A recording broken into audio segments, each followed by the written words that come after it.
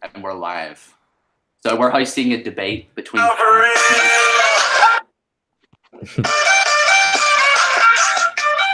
Oh, whoops. Okay, go ahead.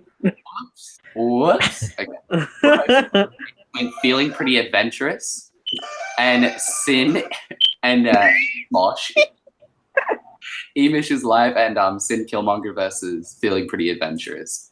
Do you guys want to run down or say hi? You can start, Mosh. What's going on? Thanks for having me. It's going to be fun. Pretty much all I got to say. All right. Your turn, Sin. Say hi. What's good? Yeah, I knew he would say long that. to like figure this shit out. So hopefully this debate's worth it. Yeah, I'm Mikey Green, and all I have to say is that it's going down for real. Okay. Do you guys want to? Okay. So do you guys know what you're debating?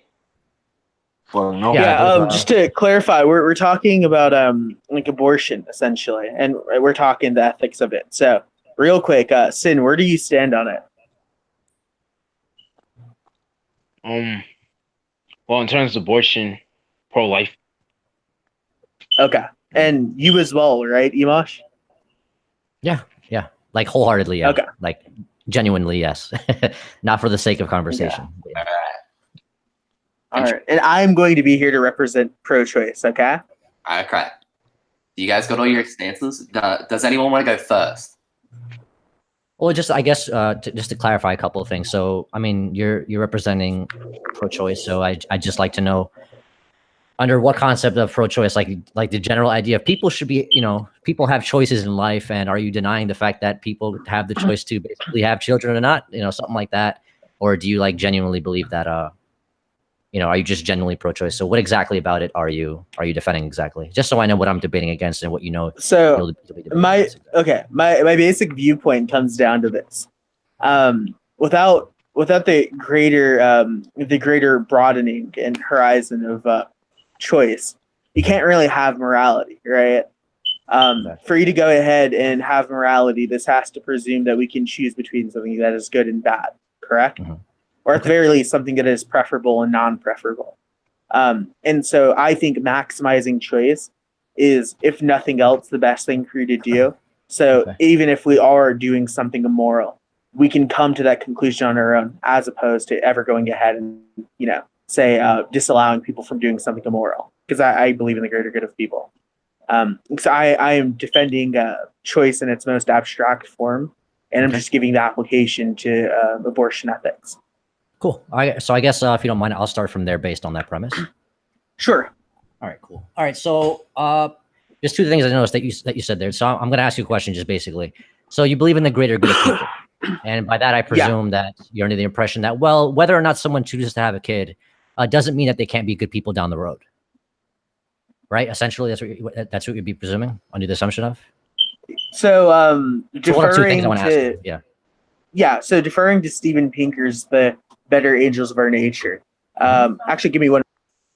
Sure. Oh, all right. Treaty with AFK. Yeah, my bad. My sister came to tell me something real quick. So, in essence, right, what Steven Pinker was pausing in his book, The Better Angels of Our Nature, Why Violence Has Declined, is that over time, society has found different ways to go ahead and sort of move away from primitive behavior. As in, we've moved away from high rape rates, high violence rates, high rates of war, and high war casualties, right? And we've increasingly become more diplomatic about other things. Even in the very culture that we see, we no longer go ahead and favor things that we see as, how do you put it, barbarian.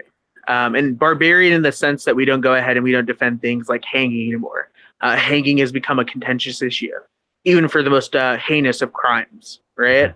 So I think that overall, at the very least, we're going to constantly be moving away from whatever it is that is, consequentially bad, societally. So that would be my basic position on that. Cool. All right. So the second question, and I'll touch up on what you just said afterwards. So the second is that you mentioned the idea of preference in your opening. Yeah. Well, I guess based on your stance, right? So I'll just jump to the chase right now. So like I would prefer that we have less abortions in general, right? I would prefer that people be under the presumption or just having some kind of ideology of just saying, you know what, I'm gonna have a kid. They step up to the plate. It's not so much just about morality, right? So because I noticed that your opening thing was just based on morality and stuff like that. It's not just based on morality or personal belief because that's subjective. I.e., the reason why so many people now generally have abortions based on the convenience of their lifestyle, not so much because it's right or wrong. It's just based on convenience. They're not really concerned about what's right or wrong at that point. So me throwing in your face, well, that's wrong, Trini, or feeling adventurous, it's completely irrelevant to what your subjective point of view is. So that's one. And two, so yeah, I think we can both agree on the idea of having less abortions in general. Just because you're pro-choice doesn't mean you want people to have more abortions, right? And as to where the same way I'm pro-life, so I would prefer that people have less abortions because of the things that follow through with it. So that's that. So can we agree on that, on that premise at least?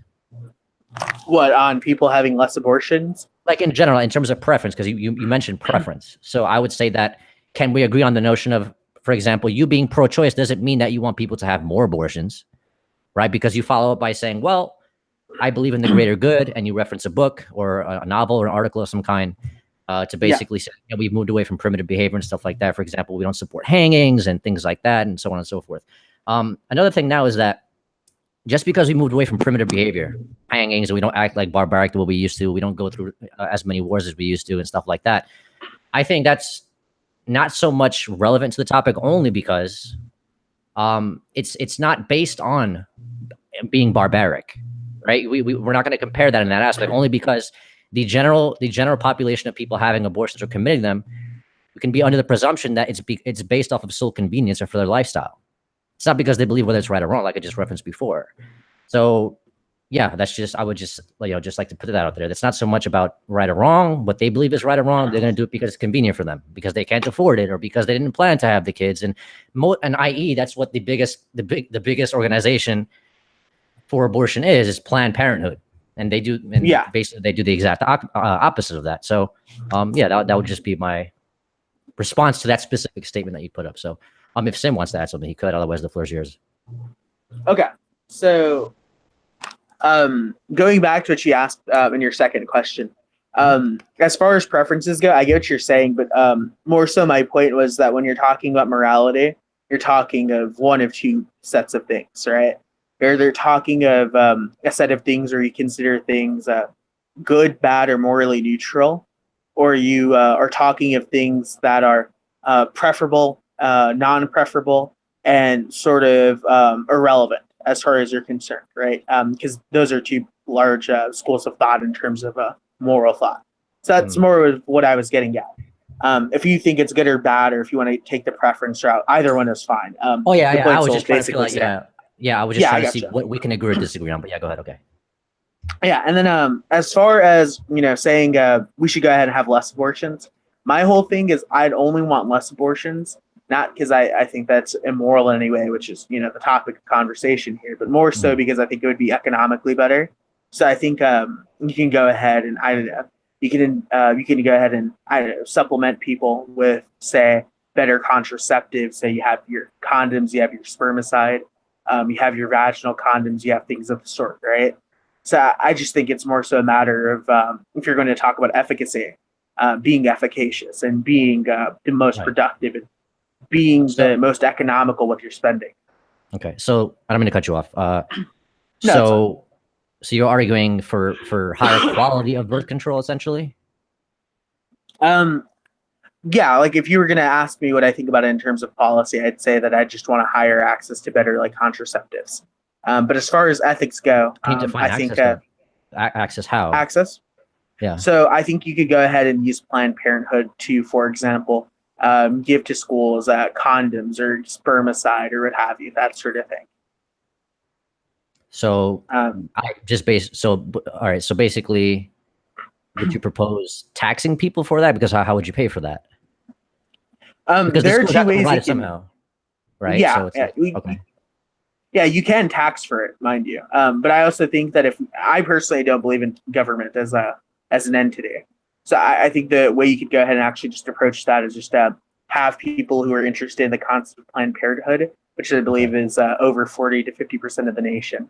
And so I'm sure these people would be willing to pay a little bit of money, right? especially directly to what exactly they want to support. These same people wouldn't want to support the expansion of a military. So they'd probably put in more money towards something that's like a Planned Parenthood. Who do you think? Be an independent organization. Okay, so what percentage of people supports Planned Parenthood? What 40-50% are you referring to? People Democrats. The left side. Yeah, Democrats. People. Yeah. Okay. And then if pro-life people don't want to, I don't think they should be forced to pay for it. Well, yeah, of course not. Of course not. The idea is, here's the thing about pro-choice people, right? Or just a lot of people on the left, not everybody. So I say the left because that's what it is. And I'm not referring to like the extreme left. I'm not talking about anything like that. So just generally speaking, Democrats, as you refer to, I would refer to them as the left. That's mainly because they do want taxpayers to basically supply contraceptives. And that's the funny thing. You use the quote, you invoke the statement of better access or higher access. I think there's over 19 different forms of contraception now. There's various ways to prevent yourself from having kids. That doesn't excuse. That's what I'm trying to figure out here. See, the idea of being pro-choice doesn't excuse the notion of the fact that the majority of abortions being performed are based off of convenience, and then the other majority, which is a higher majority than the minority, is the idea of people who have had abortions before are more than likely to have them again.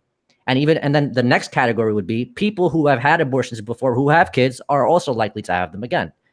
So it's yeah, so generally speaking, the left, or primarily Democrats, are, even though you say you don't believe in government getting involved, essentially the people are the government, especially taxpayers, when you look at it from that perspective. And at that point, you would have to invoke some way. How else would other people be able to pay for all of this contraception? There's 19 different forms of it, approximately, and they're not expensive at all. So the next best step is to say, well, gee, I always have this option. I always have the option to kill this thing, essentially, or to just not, to prevent it from being born.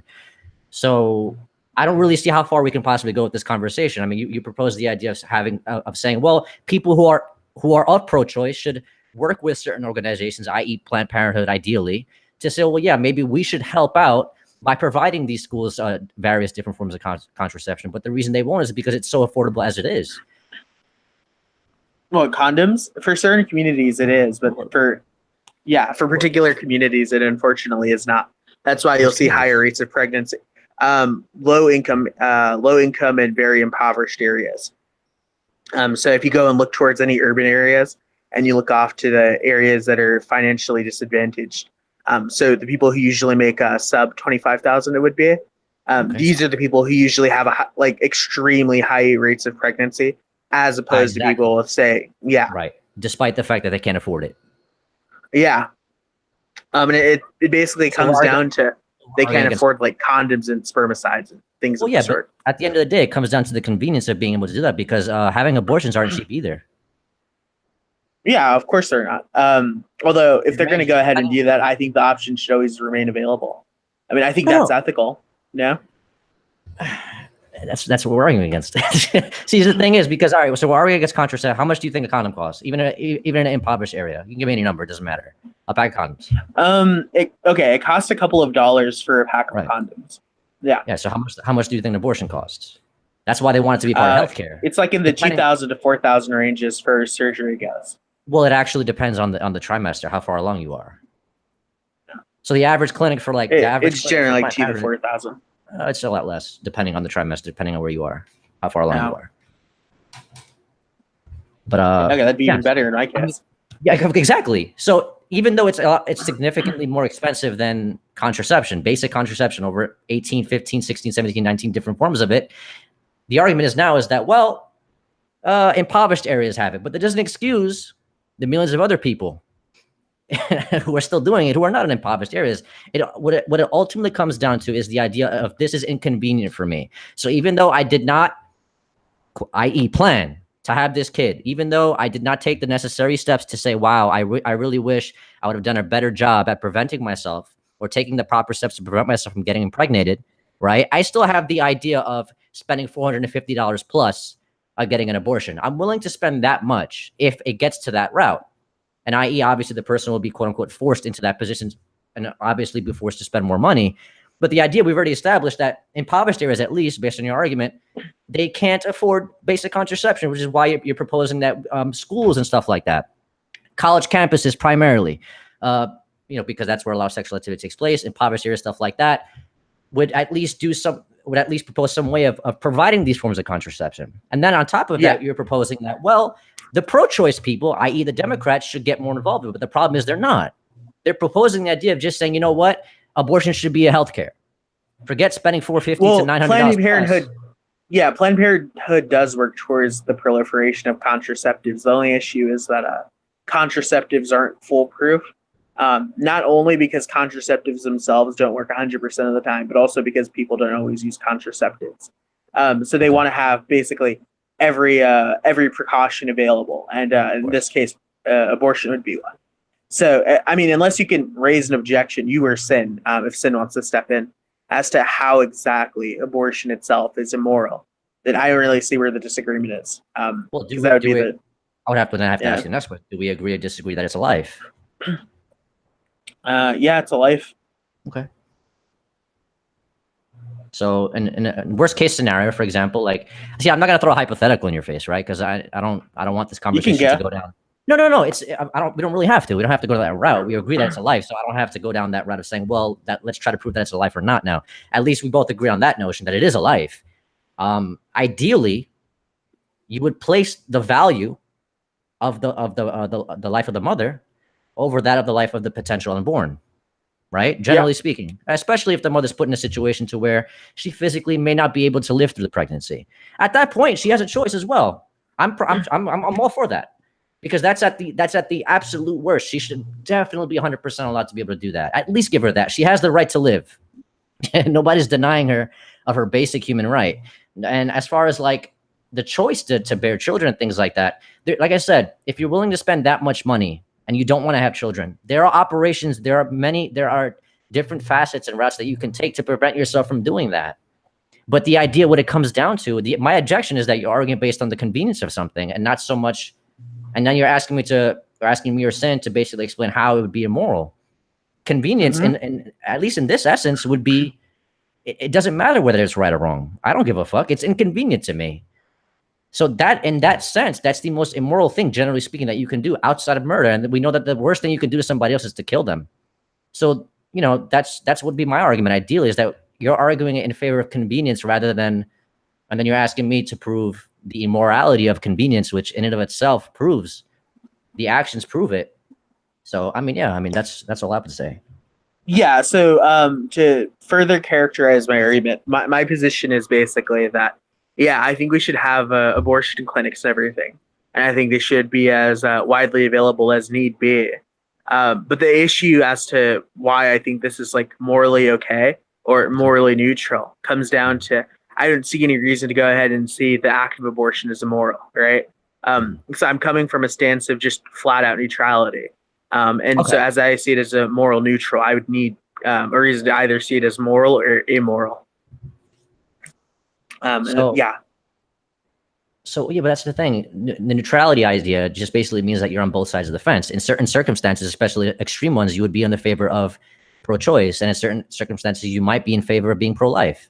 It just depends on an individualistic circumstance. That's basically what it sounds like you're arguing against. I'm arguing as a broad, as a whole thing. I mean, you started your argument by some degree by basically talking about impoverished areas, which as a whole, it's a wide population of people to some extent. And now we're talking about what it seems like we're going down the route of an individualistic circumstance. Well, put it to you this way. This is the way I see it, right? I see the act of abortion up until the development of sentience as the equivalent of, stepping on some plants, right? Or I see it as the act of pushing over a glass from a table, right? I don't see it as moral or immoral. I see it as just something that's happening. It's expendable, essentially. Is that basically what you're saying? It's expendable. It's expendable and not really relevant to me. I don't think that there's any real negative repercussions as far as morality goes. So can you define the idea of sentience? By what context do you mean sentient? So the ability to feel pain extensively, the ability to go ahead and respond to stimuli in more of a complicated manner, the ability to have a subjective experience. And this happens at, I think the earliest would say that you develop the ability to go ahead and do this at 20 weeks. But I think the time it actually goes ahead consistently has been said to be about 24 weeks, right? So if you want to go ahead and you want to stop abortion at the development of 20 weeks, I'd be a little in disagreement. But if that's like where you want to do it, I would get the general idea as to why. I think it should be extended up to 24. 24 weeks. Okay. So That's where it develops moral value. That's where it develops moral value. In what sense? I think sentience sentience in an applied sense goes ahead and gives you moral value, because I think the only thing that you can really say when you're talking about morality with the context of creatures is that something is negative or positive towards well-being, right? But you can't really have well-being up until you've developed sentience. So at the point of sentience, that is when you have the ability to have something moral or immoral done upon you. That's the way I see it. So now, you should have opened your statement by stating that. Then I think, I think at 24 weeks is the cutting point. Okay, it's basically the cutoff point. I mean, that would have saved us a lot of time. That's what I was asking before. It seemed like you were arguing in terms of convenience. Now we're talking about, I think at least up until sentience, where the person can feel pain, that's where it becomes the. No, I don't think. I think afterward, that's worth an argument itself. But I personally would not necessarily be in favor unless it's an extreme situation. So you are basically on both sides of the fence up until an extreme circumstance, like I said. Yeah, I see it as a non-moral action. I see it as the equivalent of you tying your shoes. I don't really attach moral value or immoral value to it. Okay, so yeah, I don't have much more to add to that. If we at least come to some sort of agreement where it's like, okay, what about you, Sid? You are essentially on both sides of the fence in one way or another. Yeah. What about you, Sid? You got anything? Sid? He left. He left? Get back here. Dude. He was. Why did he leave? He's back. Sin? Yeah, buddy. Oh my god, if he has like an hour spent on freaking figuring out how to use the mic, I swear to God. Sin? What just happened? I don't know. You should turn off your camera, Doug. What the It sounds fuck? like the He sounds like the dude at the beginning or at the end of Hangover. What the fuck just happened? And you got found on the top of a hotel roof. Do you want to add anything to the abortion argument? Oh shit. Well, basically the only thing that I really have to add, because for the first part, what they were talking about earlier, or what I've heard, is that basically he went into the thing basically saying that it's an inconvenience to him, or that basically the topic of abortion isn't really that important to him, and he's taking a neutral stance on it, whereas Image is debating for completely pro-choice and all. Pro-life in like every aspect, right? That's that. Am I correct? Yeah. All right. So, okay. So basically, what I would say is that the act of just treating a life, because they both agreed that it was a life, that basically treating it with such inconvenience at all is already immoral. And the fact that he brought up the fact that we had to be sentient or whatever, and that sentience is what created the whole topic of immorality or morality. The fact of the matter is, human beings are sentient, and when they have kids or whenever they create a fetus or whatever, and they have to, whenever they create a fetus or whatever, based off of a mistake that they made, they have to live with their mistake. As instead of just giving them the option to just throw the baby away so they could just pretend that it never happened. That option would not only be bad economically speaking, it's also bad in terms of morality. And the fact of the matter is, we are sentient beings, and because we are sentient, then that literally means that the whole point of you bringing up sentience is irrelevant, based on the fact that we are sentient. Therefore, morality plays a factor in whatever we do.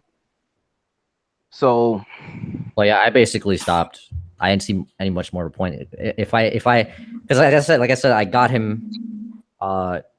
I was getting to that point. I was like, okay, well, it sounds like you're on both sides of the fence. So once essentially I kind of got that point, I was like, oh, then, all right. I mean, I need you to argue on favor of one side. I mean, we can keep going. I'm not done. So it's like. Oh, if you want, we can do the pro-choice part afterward for after 24 weeks. I can give you an argument for that one as well. But as far as what you're saying, Sin, would you say a dead person can feel pain? No, Why do you think that? because they're dead. Yeah, but what about being dead makes it to where they're no longer able to feel pain despite them being human? Okay, so when you're dead, it's known that they don't respond to anything. Their Yeah. brains don't function anymore. Basically, their nerves don't Yeah. really function either, so they can't obviously feel pain. Objectively speaking, the only pain that they feel is the moment like that causes them to die. That's the pain. Yeah. So what's the point So of asking the question? So with all of that noted, without proper brain function or proper nervous system function, you've essentially agreed to what I'm saying, right? You can't How? be sentient, right? At the point your brain is not functioning or has yet to function, because your brain is yet to function in such a way that allows you to feel pain. Wait, are you implying Like that a fetus is dead? No, I'm not implying that a fetus is dead. I'm implying that a fetus is yet to develop sentience. So But then you I'll ask compared you that this to a one dead too. person. Because they both have, well, okay, a sentient, excuse me, a fetus has more brain development and more cognition than a dead person. The issue, though, is they, up until 24 weeks, have yet to go ahead and develop sentience. They've yet to develop the ability to feel pain and experience subjective reality. Okay, so basically what you're trying to do here is that basically because of the fact that the fetus before 24 weeks or in between the moment they even start forming to 24 weeks, they can't really feel anything, and therefore they're not technically alive to feel the pain of dying, right? Well, I wouldn't say they're So not therefore alive. it's I'd an rather inconvenience. say no. I wouldn't say that they're not alive. I'd rather go ahead and say that they are not. They're not to be morally considered. So I don't think that when you ever, whenever you're talking about something that hasn't developed sentience, you don't really think of it as something moral or immoral, right? So like if you step on a plant, I'm not going to go, "What the fuck, Sin? Why the fuck would you do that? Like you're a fucking monster or anything?" Because it's stepping on a plant. Unless there's some special characteristic about the plant that like has to do with like ecology, right? Like if it's like a plant with like the cure to cancer, that's a different thing or some shit like that. But as far as your normal everyday like patch of grass goes, I wouldn't like get mad at you because it's not like able to feel pain. It's not like gonna hurt if Okay, I step well, on it.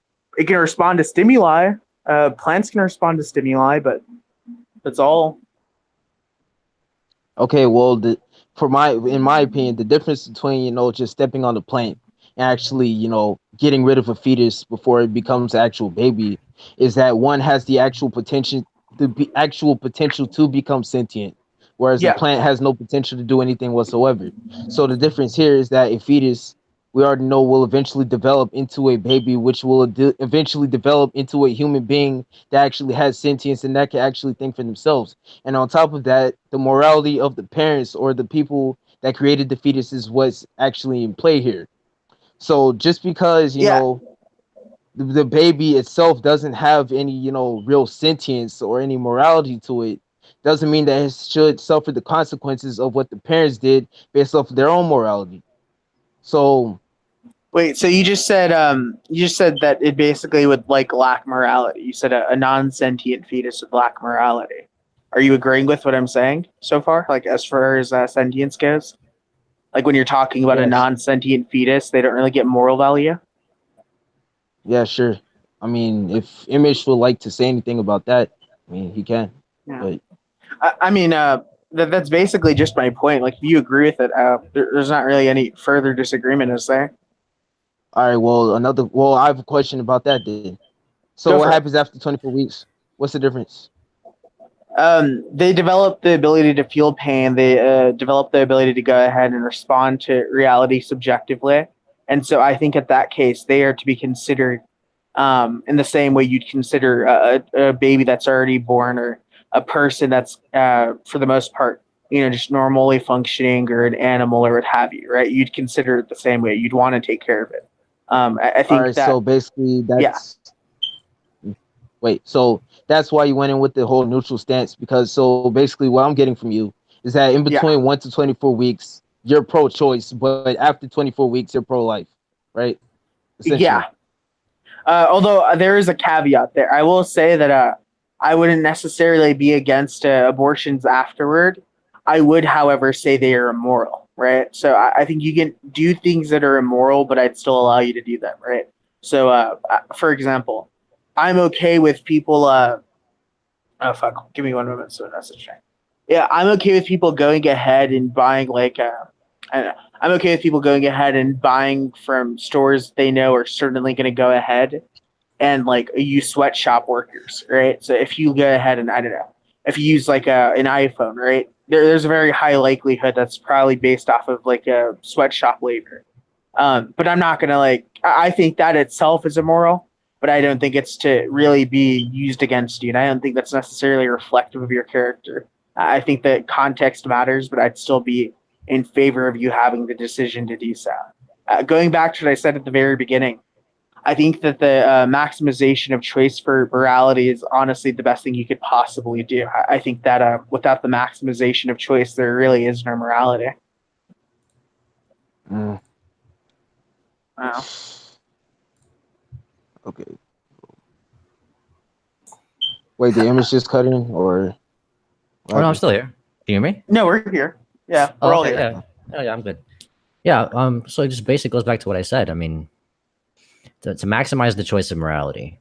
That's why I asked in the beginning. It's like, are you essentially saying that? Well, it doesn't really matter the right or wrong decisions that people might view as subjective or objective. It doesn't matter whether or not they commit them. Ideally, long term down the road, they still have the option of being good people, generally speaking. Like having an abortion won't make you the fucking villain of the world, right? I'm sorry for cursing. I don't know if you guys are. Yeah. I don't mind. Okay, cool. As far as the whole sentience thing, I mean, first, that's why it was kind of weird. So I was asking. Ultimately, I kind of figured out that you were based on both sides of the fence. There is a breaking point. That generally speaking, there is a cutoff. Like, okay, after 24 weeks, well, because you assume that, well, as far as sentience is concerned, that's when the baby could feel pain. It's not so much about whether or not the baby can survive, so on and so forth. So that's where we kind of jump into the category of viability. Correct? Do you agree there? Because now that's what it seems like. In what sense? Well, the viability of the pregnancy itself. Well, what do you mean? Like, how likely is it for it to actually be carried to delivery? Here's the idea. Here's the idea of sentience, right? So the baby itself, or as it's going through its developmental stage, right? We don't start getting brainwave activity up until like week 6, I think, something like that. Generally speaking, the brain and the neural tube starts to close, and we're already getting brainwave activity, or the brain starts to develop over time, as well as the neural tube closes up and stuff like that, as the other organs and things like that start to develop at an exponential rate, right? So the idea of sentience is irrelevant to the actual developing baby itself, only because the sentience would come as at least what Sim was trying to say, if I'm getting this the right way. The sentience would come not from the baby itself.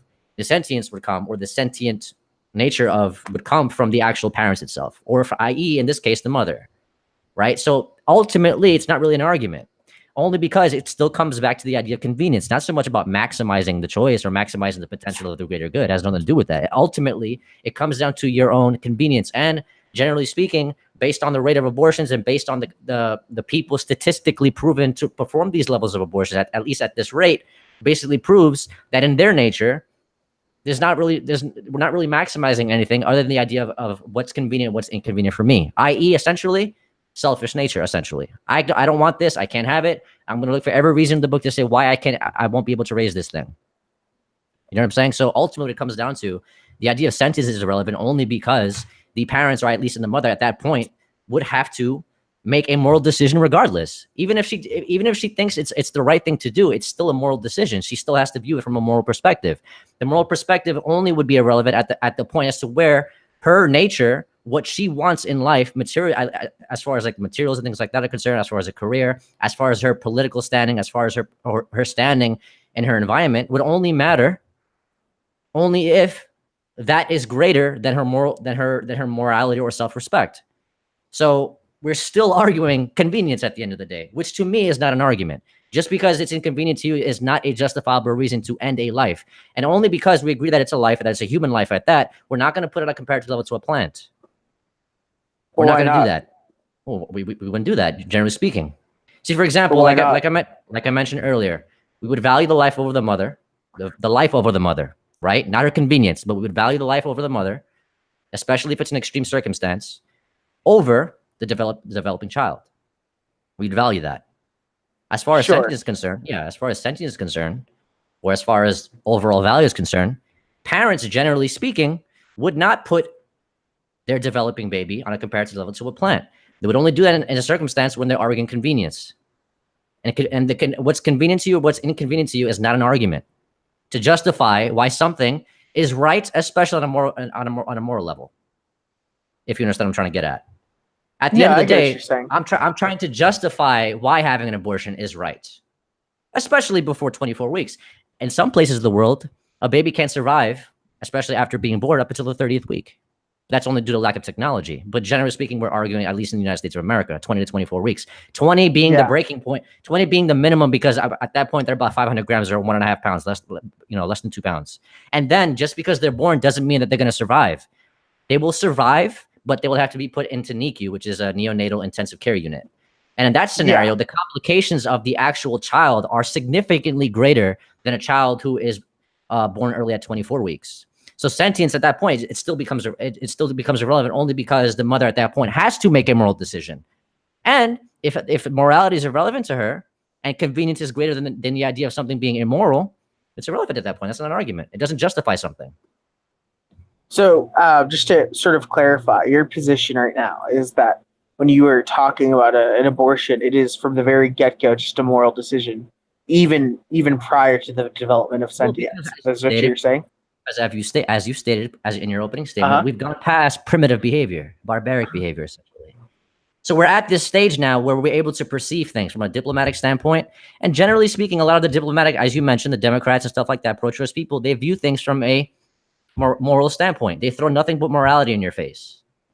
Okay. And the entire pro-choice argument is, generally speaking, based on the idea of something that's moral, and they try to make you feel immoral for forcing a decision onto a woman. When that's not what we're doing. Because that's a separate life regardless.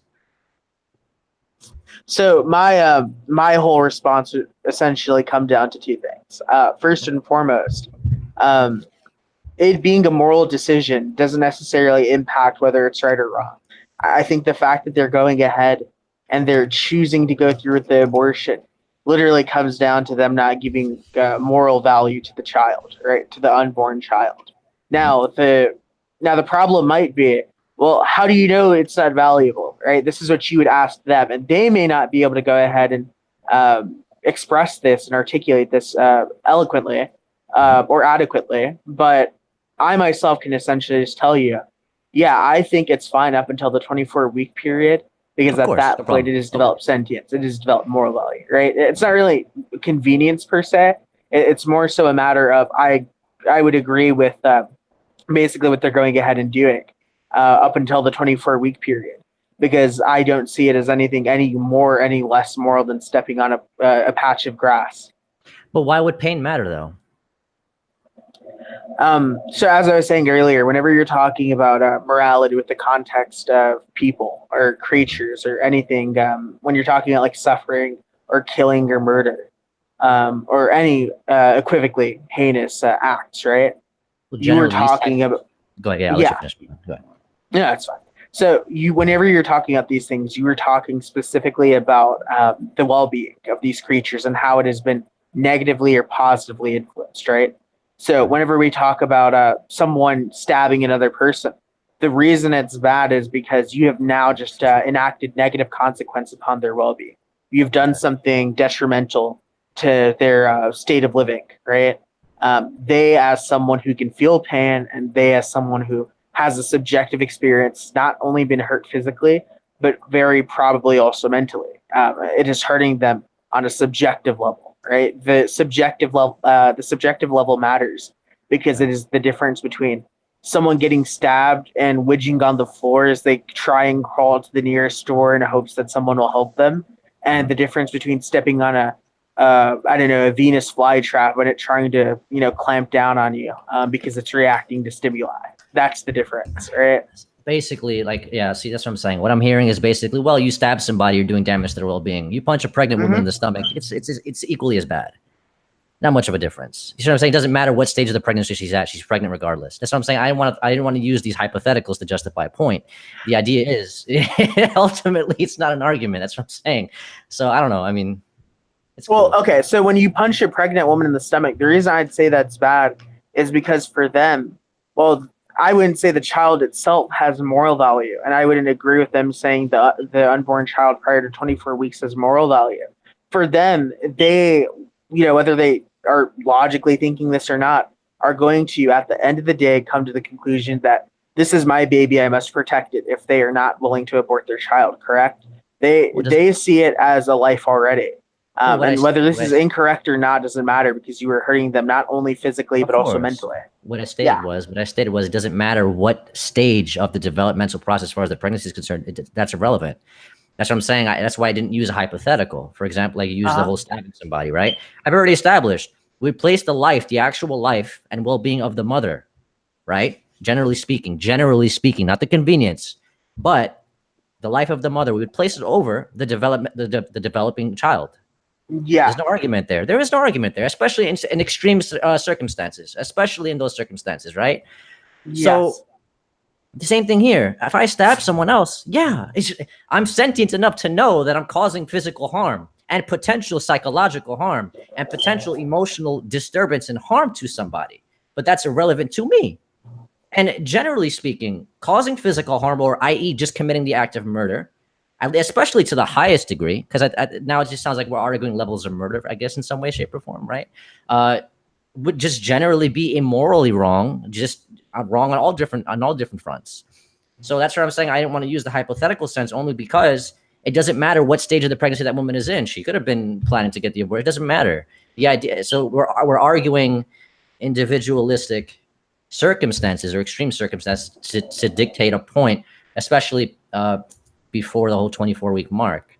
The sentience comes from the child bearer itself, essentially. So it's like, especially even if a child is born, even if the pregnancy is viable, right? The doctors have established that the pregnancy is viable. This child has, based on its development so far, this child has a chance of being born and living.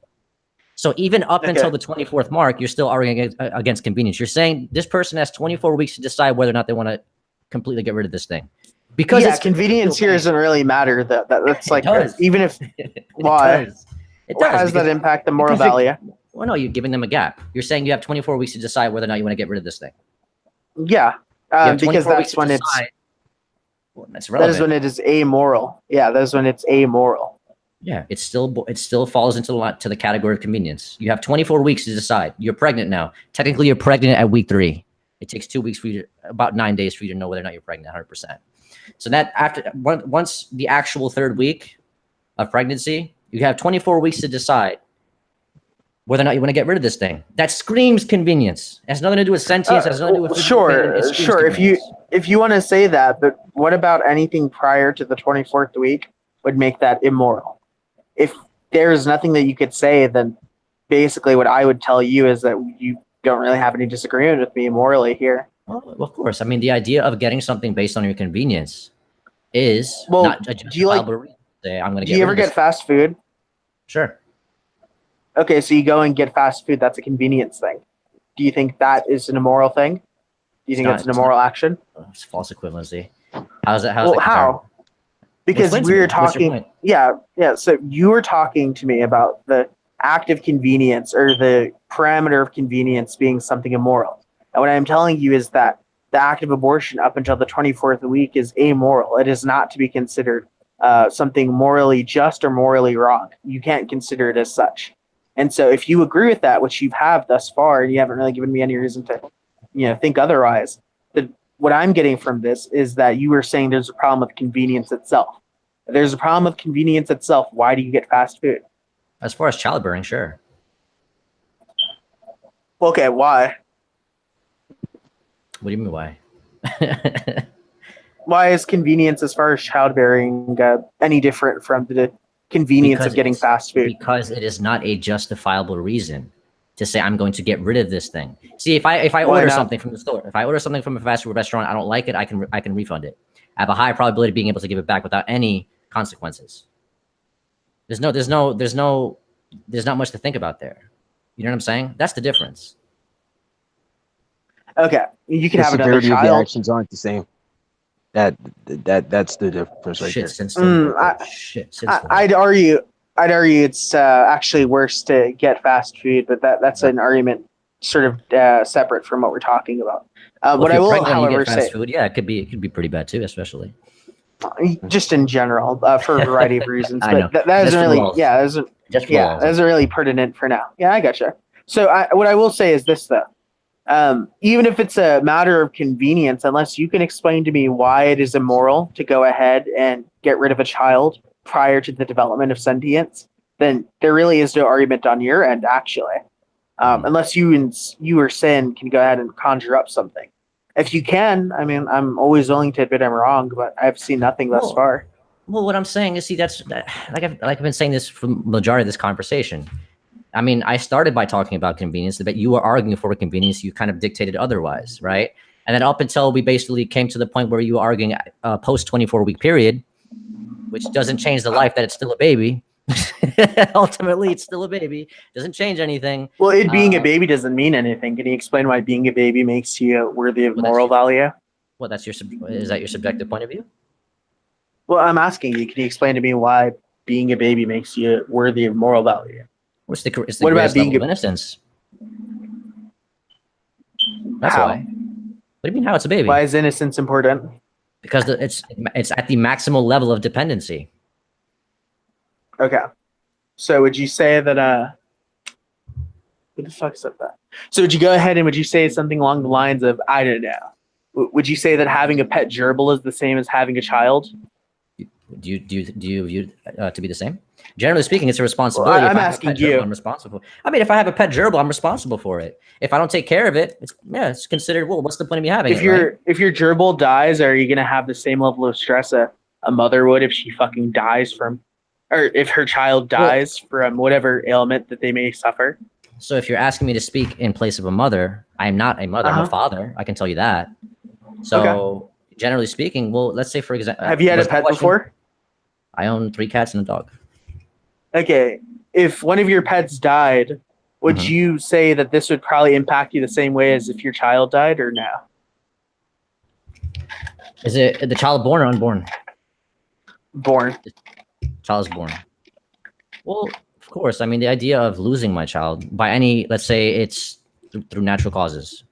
Just generally speaking, the idea of being able to lose your children and not having them and stuff like that, it's not on the same plane, especially psychologically and emotionally. It's not on the same plane as, for example, my dog. My dog's that's my boy, right? Something happens to him, I'm gonna feel sad. Yeah.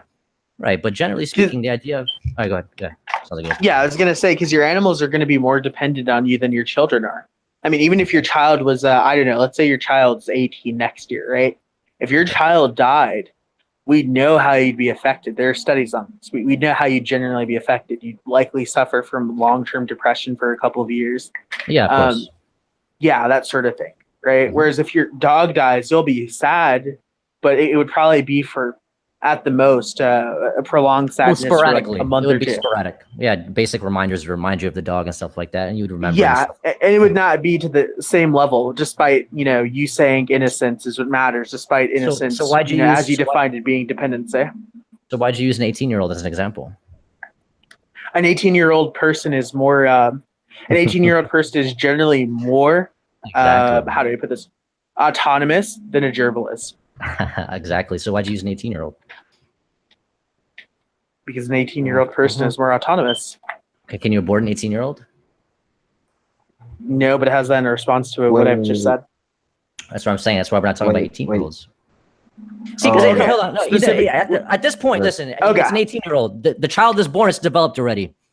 Wait, hold on. No. That's not okay. That's not the point of what I'm saying. So this is what I'm saying. I'm asking. You said that.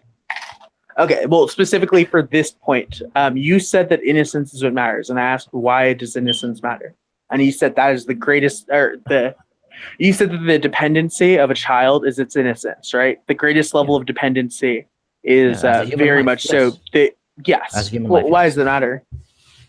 Why doesn't it matter? What? That's not an answer. The answer to be Well, why? so we're asking for you're asking from the morality aspect of it, right? So the idea of, like I said, Yes. it's at the highest level of innocence. So at that point, I would argue, well, yeah, generally speaking, Yeah, and the the way you end of life- defined innocence, a gerbil would be more innocent than an 18-year-old child. Would you be more sad if your pet gerbil died than if your fucking 18-year-old son died? gerbils still have a okay. If I were to let as far as death is concerned, it's irrelevant. It's one. Let's just say I decide to let my pet gerbil go. Right? There's no actual consequences to that, other than maybe the gerbil not being able to survive for X amount of time. Instinctively, animals are instinctive by nature. Babies are not. That's the difference. Actually, people are instinctive by nature. That's why we have like rooting as a phenomenon, where whenever children are really early on, they'll look for a nipple to suck on, right? Like Yeah, they these are develop that. instincts that we see of children. Yeah, as far as survival is concerned, as far as But- by singular means, as far as a gerbil, Yeah, The but you're instincts saying are- that in the instincts Okay. are completely different. Completely different. sure, but If I let we're my pet talking about a gerbil go away- domesticated gerbil. So what's your point? A domesticated gerbil is not going to have the same instinct as, I don't know, a cougar. Still, It wouldn't be able to survive in the wild. These extreme comparisons. This is making me laugh. Well, Yeah, because you're your right. It might point not was have the same. It might not yeah. have So the your same. point was Just that like- dependency Well, is just like like, what for really example- matters when you're talking about moral value. And I'm Right. asking you. Just like a domesticated cougar has a significant less survival rate as far as surviving, as far as its life expectancy. I wouldn't bring that up as an argument, though. Domesticated okay, wild animals generally have a shorter lifespan. Sure, Emash, I do have to ask you though, if dependency is what you would consider to be of moral value, and the more dependent you are means the more valuable you are, morally valuable. The Then dependency of human Why life. do you, That's what I'm okay, arguing. sure. Well, you just changed it because you originally said I didn't change dependency. Well, you asked me why would it be moral, and I said because it's an innocent baby. We already agreed that it's a baby. We're not saying that the baby's Uh-huh. going to transform into something else. The baby's not going to fucking be born or potentially be born as a gerbil or a cougar. It's going to be human life. We've already established that. That's why I was under the So assumption that here, you have to know that. I'll give you another one. If you spend 18 years with your son as opposed to 2 months with, say, another son, would you say that you're going to be as negatively impacted by the 18-year-old son as you would be with the 2-month-old son, or no? If I had an 18-year-old son and I have a 2-year-old son, and Yeah. the 18-year-old 'Cause passes, Passes what, a test? no, I'm asking, are you saying if the 18-year-old passes away, or are you asking me if I would have a comparative relationship with both of them? Because the Well, dependency. I'm asking. So Yeah. Okay. you're telling me that a baby has a greater level of dependency, and this is why you care so much about children, even prior to their development of sentience, right? But I'm asking asked- you, Go ahead, if go ahead. you only had 2 months to spend with your heavily dependent child, as opposed to 18 years with your son who is now autonomous and probably has been for the last 2 years, Excuse me. would you feel at all bad, at least relative, with your 18-year-old son, or no? As a parent, Yeah, you've spent 18 years as opposed to 2 months, and you have two different sons. Who are you going to be more affected by? Say, I don't know. Say your baby dies from natural causes, and your son also dies from natural causes. mhm.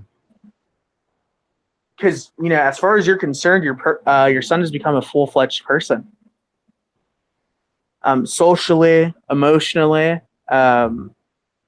physically, intellectually. They are at the height of what a person is to have become, and you've come with them to the major steps of their progress. You've seen them through prepubescence, through pubescence, Of and now course. you're seeing them throughout the later stages of their adolescence. So you're arguing the relationship over time. Yeah, I'm arguing that it's not really dependency for you. I'm arguing that it would probably be something, I don't know, something more along the lines of emotional attachment. Okay, so see, the reason I talked about dependency was actually in Yeah. response to the idea of innocence, right? That's because you asked me, you were claiming that I wasn't providing anything to suggest or to quote unquote change your mind, right? Which is not Uh-huh. really the point. Which is it's not my intention to change your mind. The idea is that, well, why is it? Because basically, we didn't get your stance as far as the 24-week mark after I've already established the idea of, well, I got you to basically talk about sentience. Once I pretty much figured out that you were on both sides of the fence. I.e., Sure. okay. So then you asked me to talk about the morality. But I'm like, well, generally speaking, at that point, the sentience, as far as being sentient, comes from the mother. I've already portrayed my points as far as like that person has to make a decision, and if the idea of what's convenient for them is greater than the idea of what's right or wrong, it doesn't matter at that point to them, right? That's their point of view, and they're going to look for any reason to justify it. The numbers dictate that, as far as the abortion's committed. So that's one. I've already established that, and two, as far we got into the innocence topic once. Halfway into the conversation, you start talking about, well, I think up until the 24th week, it's okay. So I'm like, well, generally speaking, it's a baby, and then you start arguing as far as the baby can feel pain or not. Well, we've already established that it's a life, and you try to compare it to a plant. Then we start talking about rats and cougars. I'm like, okay, and then you start talking about someone stabbing someone else, and that person, the victim at that point would have more psychological, physical, and overall harm being done to them, and the person, I guess, committing the act would have some repercussions as well, right? As to where the person who's pregnant. That's why I kind of gave the example as far as like, well, that doesn't matter because if that same person would have punched someone who's pregnant, it doesn't matter what stage or term that they're at, what trimester that they're at, what week that they're at. It would be normally considered to say, wow, not only did he hit a woman, but he hit a pregnant woman at that. So the morality is already implemented in there. It's not a matter of let us decide what's immoral or moral. The morality is already implemented in there. So it doesn't matter. The mother would have to make a moral decision based on whether or not she feels she should keep the baby, based on moral perspectives, or if she should keep it based on the inconvenience of her life or the convenience of her life at that point. It's really up to her at that point, sure. Right? So now, then you go ahead. Go ahead. No, I was just gonna say real quick.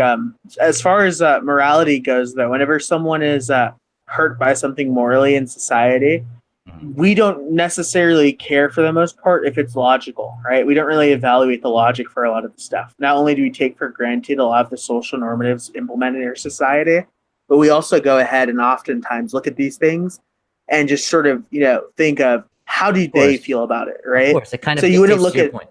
Like that kind of. You wouldn't go and look at you wouldn't look at Amanda Todd who killed herself and go, God, I wonder how she fucking affected her dad, right? Even though that is worthy to keep in mind. Yeah. So things like that. Of course. I mean, you still acknowledge it.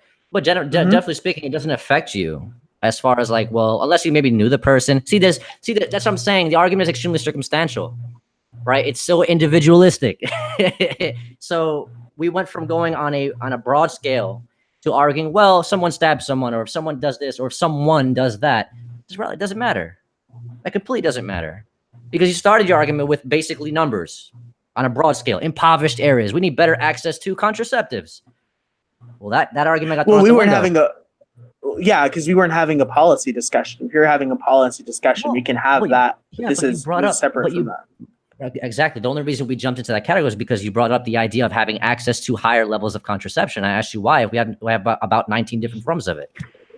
Well, correction. You actually originally said that you wanted to talk about how you feel as though even if you're pro-choice or pro-life, the outcome that is desired is not to go ahead and have more abortions, but it is rather to have abortions if you're pro-choice available. I asked if we would agree on that, so I know where this debate would be going.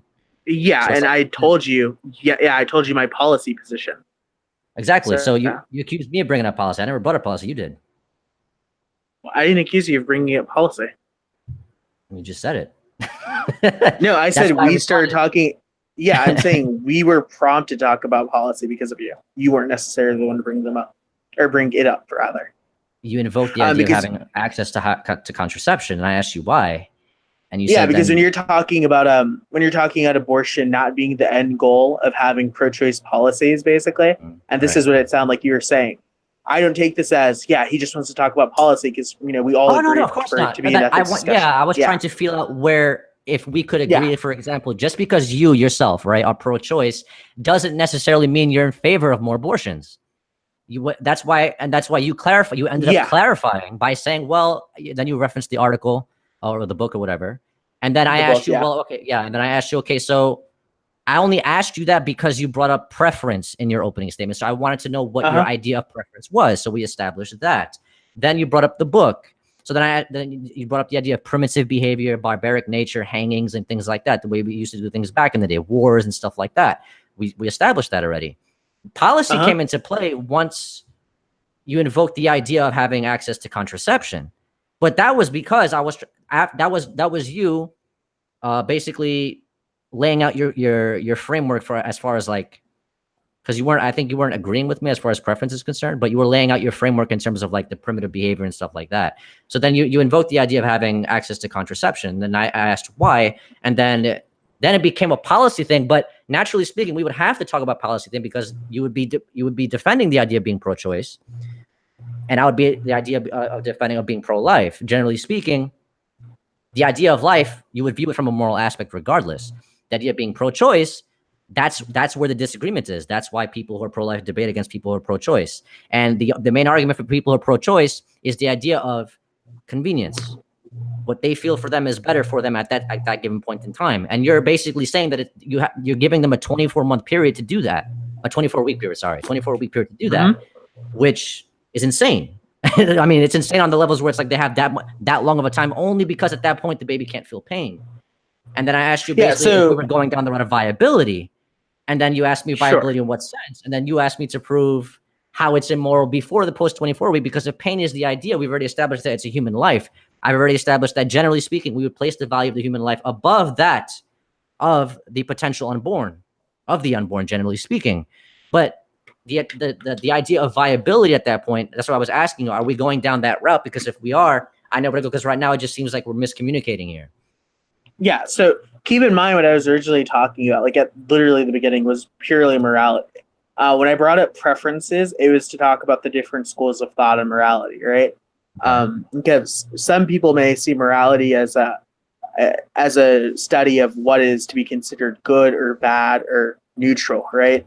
But many others, yes, yeah. Okay. And many others will then go down the route of, well, I don't think morality is really to be considered in the sense of what is good or bad. I think when we're talking about what is good or bad, we're really just talking about what is preferable. I'm on the same page because too much of something that's good can have negative consequences. That's when we jump. Yeah, exactly. That's where we jump into the line of whether or not life has intrinsic or extrinsic value. And there's and then the mention of Steven Pinker's book came more so as a result of us talking about me specifically talking about application, right? The Better Angels of Our Nature. The Better Angels of Our Nature. All right, cool. I gotta read that shit. Go ahead. I'm listening. Yeah, it's like 1,000 pages. Good luck. It's a good book though. So yeah, when you go ahead and we're talking about something like this, I was specifically talking about, we're talking about the maximization of choice. And the reason I think in terms of maximizing choice, it is better is because when we're talking about the application, we are talking about how when you have more choices for people, they have a greater ability to do good or bad. And while that does come with a great ability to do bad, it also means a greater ability to do good. And they have multiple choices as far as pregnancy is concerned. Right. And they have multiple choices and they have multiple choices as far as pregnancy is concerned. Ultimately what I'm saying, right? Because there is still a chance you get pregnant. Maybe the condom breaks. These are extremely circumstantial, right? Not by the most extreme circumstances, but they are still extremely circumstantial. So there's always that option, but to say or to suggest that there's not enough access to contraception when there is, and they have plenty of choices. There's multiple faceted ways for you to be able to get surgery done so that way you don't get pregnant. You can get the shot. Even though if you get the shot, for example, that prevents you have to get it, I think, over the course of every X amount of time. And then generally speaking, there are some repercussions. There could be some severe side effects to it because it changes your hormonal balance and stuff like that. And when you're pregnant, HCG levels of, I don't want to get too deep into that, but you understand what I'm saying. So there are repercussions for everything that happens for those ways that you basically try to prevent pregnancy, especially if you get a surgery done, or especially if you take the shot. The next best shot that you have at that is birth control, which you are likely to forget taking every single day, but you're still making the conscious, the sentient decision to be able to engage in activities that might put you in a position to say, you know what, I don't really want to be in this position, but now I am, but I still have the convenience of being able to kill this thing up until 24 weeks. That's too much leeway. And then there's other ways that there's condoms and things like that. Or, I mean, in a perfect world, I suppose, i.e., and I use that term loosely, you would probably argue abstinence. I'm not going to argue religion. It doesn't really matter. Ultimately, what I'm saying is, generally speaking, at that point, just giving people access to too many choices, like I said, too much of a good thing. And this point, you're saying the more choices, the better. Generally speaking, the more choices, the better. The better the good can be, rather. Well, it goes both ways. I would argue it goes both Yeah, I ways. already said so. It does go both ways, but I think it ultimately always ends up better. Mm. So yeah, like to get back down to the nitty gritty of everything here. Would you say in any way that a child prior to the development of sentience is really worth moral consideration, or no? As a child before sentience. Well, that's the thing. Being pro-life, generally speaking, you view the child as one entity. Generally speaking, it's a child regardless. It has the potential. The potential is there. That's indisputable, right? Especially if the pregnancy is deemed viable. And the idea of pregnancy being viable has different meanings. The definition doesn't change, but the context has different meanings throughout different stages of the pregnancy, right? So you would know, for example, you're technically pregnant for 2 weeks, but you don't know you're pregnant up until the implantation takes place, which is around 9 days or up until week 3. That's why there's no way of finding out if you're pregnant within the first or second week. You generally find out within 9 days or up until the third or fourth week, generally speaking. And there's a reason for that. But that's the thing, even after or before conception actually takes place or implantation takes place, there's even still a means for you to prevent yourself from being pregnant. So even that option's out the window for these people, right? So that's what I'm saying. Ultimately, it still comes down to the convenience, and too much convenience, generally speaking, it doesn't lead to anything good. Why is convenience here bad? Wait a minute, 1 second, hold on. I use the bathroom real quick. One second, I use the bathroom. You see that, Bucky? You Bucky. Oh my god.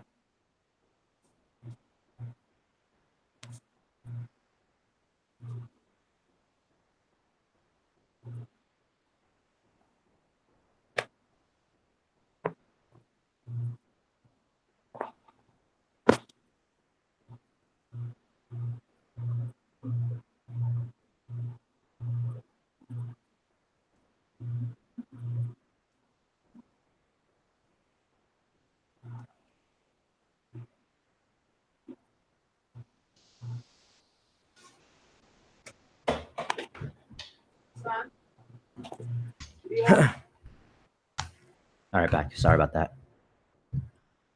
You guys still there? Hello?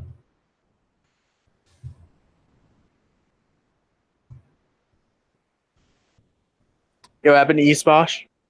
Yeah, you guys still there? Yeah, I didn't know where Bucky went, but I am still here. Oh, yeah. Yeah, that's why I was like, I have to use the bathroom. I've been holding this shit in for like the past fucking 15 minutes. That's okay. All right. I know where the fuck Bucky went, though. Hey, I don't know. I figured he would be here for the whole thing. It's a pretty good conversation, I think. All right. Yeah. So, yeah, as far as convenience. All right. The thing, as far as at least being on the fence of pro-life, for example, you gave the analogy of saying, for example, if someone down the block from you who you don't really know, he passes away, he dies, he gets hit by a car or whatever, you acknowledge it, but you don't really feel for anything. Right? You don't really feel as much. I mean, the general person, for the most part, might acknowledge it. Damn, it's unfortunate. That guy lived right down the street from me. Damn, that could have been me. Like immediately, like these are some general ideas that go through, like, the general, I would imagine, at least through my head, right? Or something like that. And that, to compare that and say, well, in this essence, because it doesn't feel pain, because it's not sentient yet, that's what it seems like the comparison is being made. I'm not asking you, as in whoever you are individually, to say, well, to agree with me that, yeah, ending the life of a baby I don't know should really affect me. Or ending the life of a potential child that I don't know should not take away from the person's ability to make a decision. Right? Because that's what it sort of sounds like your argument has been for like the past 20 minutes. Like, I'm not asking you to. That's been it from the very beginning. Well, it seemed like it changed over time because I didn't know that you were only up until 24 weeks. I didn't know that. That was established halfway in. So that's where it kind of changed everything. So that's what I'm saying. It's like, from that perspective, that's why I really didn't want to add much more, because we started this by saying I'm pro-life and you're pro-choice. And I asked you, I wanted you to clarify what your stance was. You never clarified where the cutoff was for you up until later on. That's why I feel like now this conversation is being extended to the point where it's like. Yeah, because you didn't ask specifically about the cutoff.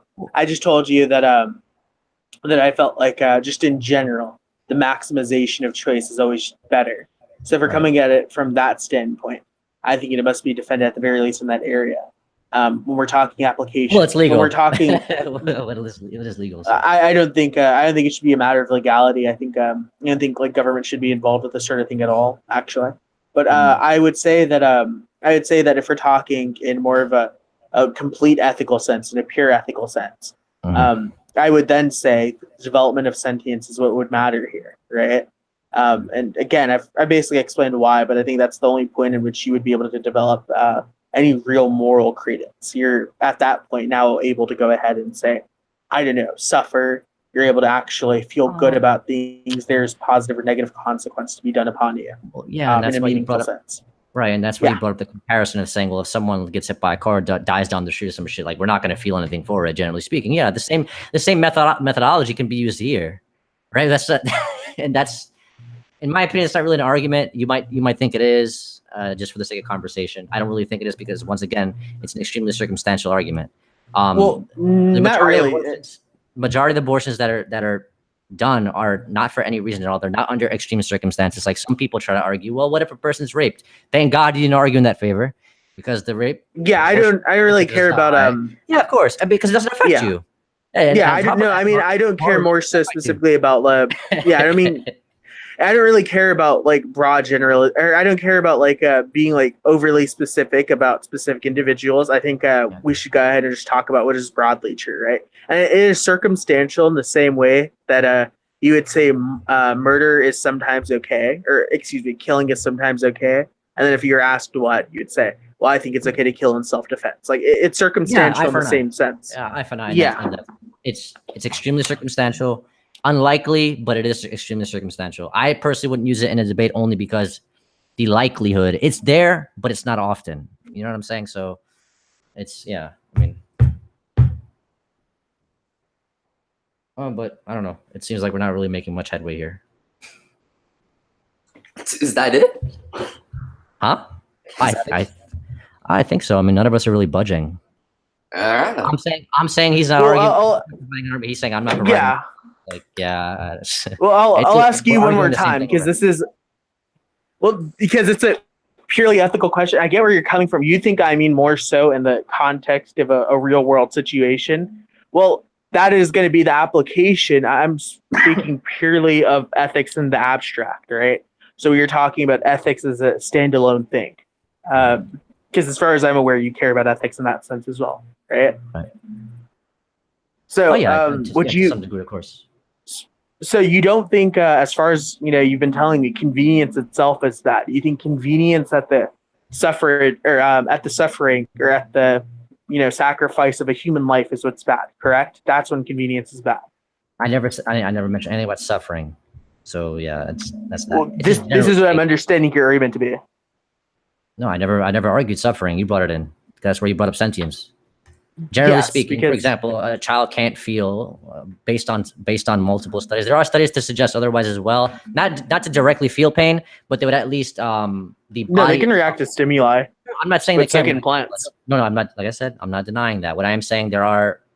Forget it. I wasn't saying that. Generally speaking, I know that there are studies to say that they can feel pain only because they can react to stimuli. Stimuli would in turn eventually lead to that feeling as well. Generally speaking, right?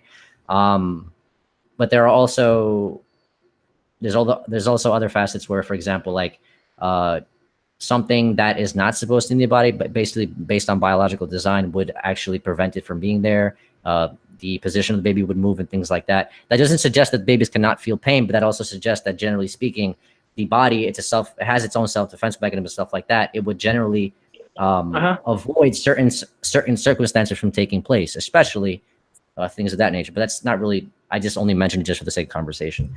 As far as feeling pain, generally speaking, if you would be pro-life, I'm not saying, well, I'm pro-life past 24 weeks. Like I made that clear, right? So that stance has never changed, and that's why that's generally speaking why we can't, I guess, come to some kind of Sure. Maybe my position should have had a little more clarification at the beginning, but when you're talking about pure ethics, I thought this was already understood. So I'll ask one more time, and maybe we can get more of a concrete answer. Sure. Why is it okay to kill or why is it wrong to kill something that can't feel pain? Do you have any reason why? Well, isn't that where we came into the conversation of a baby Yeah.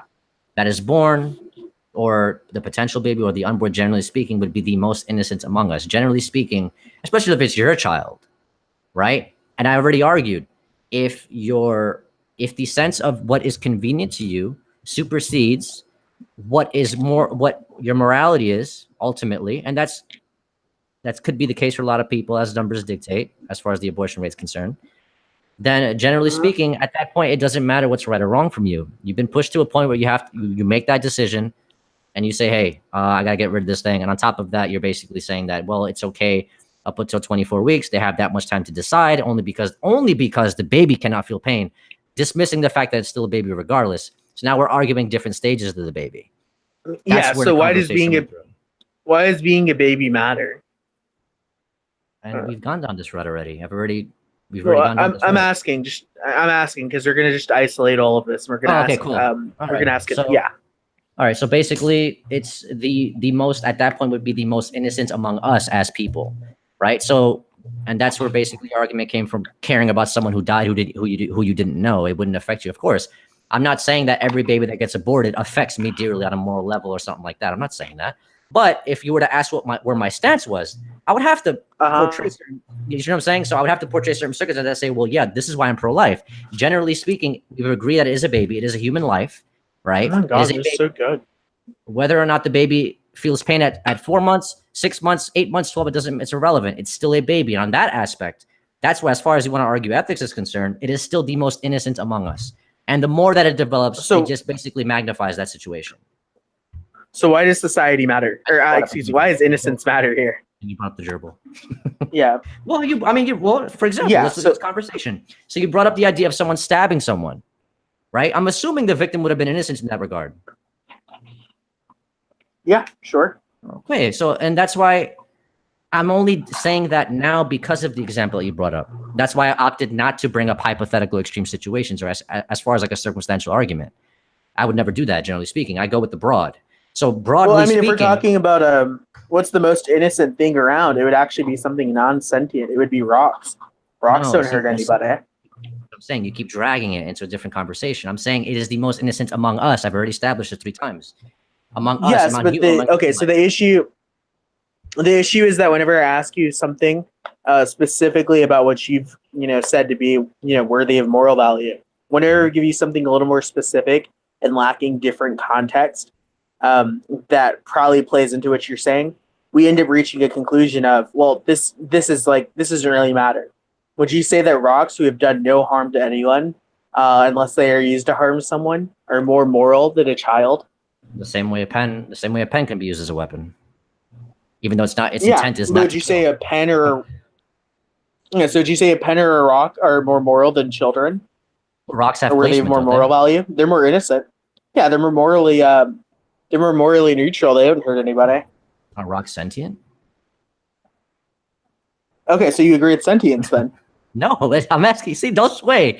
This is don't sway. You brought your basis is off sentience. Now you're bringing up rocks. I'm like, dude. Well, no. This is about your framework. Wait, hold on. This is about your framework. This isn't about mine. Dude, we can play this shit back. I don't care. Well, I will listen. Do you care about rocks? Wait, hold on. Do you care about rocks? Though rocks don't hurt anybody. No, well, they could, but that's not what I would argue. What I'm saying is that rocks, things like mountains and hilltops, maybe if you throw them at someone. If you do something significant, potentially depends on how old the baby is. But that's what I'm saying. There's extremely circumstantial arguments that you're making. I'm not arguing based on circumstances. I'm arguing based on a broad. Well, no, this isn't circumstances. This is talking in the abstract. Do you think a rock that is more innocent than a baby? Do you think a rock is more morally valuable? Would you? Come on, Emosh. Would you? No, you got to answer. Wait, hold on. You got to answer. You can't keep ducking the question. Yeah, I'm not ducking, dude. Okay, answer. I've answered twice already, dude. Okay, what is your answer? Just one more time for the audience. By your definition, because you're arguing in terms of sentience. Wait, why are you using mine? Wait, are you agreeing with me or no? Of course not. Of course not. Okay, if you're not agreeing with me, you can't use my argument. You know that, right? So here's the thing. Like I've said this is the 4th time I'm gonna say it now. All right, those traps don't work. Okay. The fourth time I'm saying It it, seemed I to be, said it seemed to I be said working. You're babies. nervously laughing. No, I'm not nervous. I said for the fourth time, babies, right, are the most innocent among human life.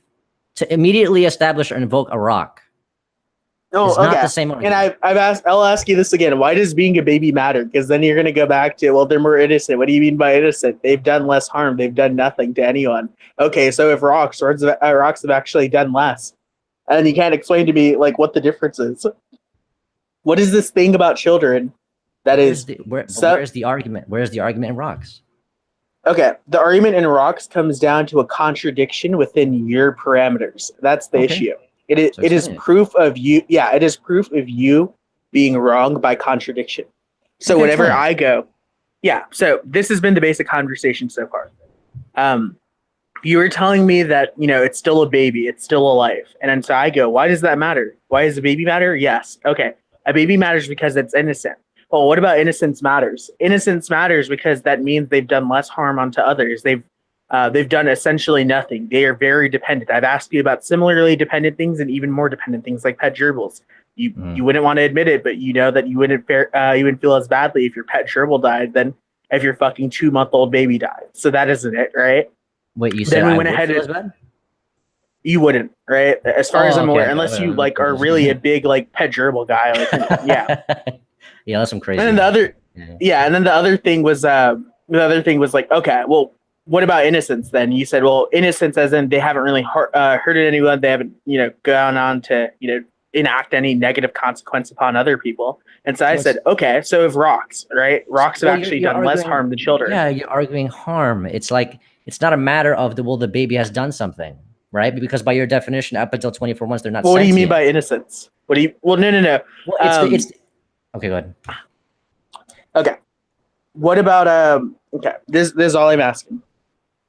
What about it being a child matters? And we can go down this. Like if you think it is innocence, what do you mean by innocence? Like what do you specifically mean by innocence?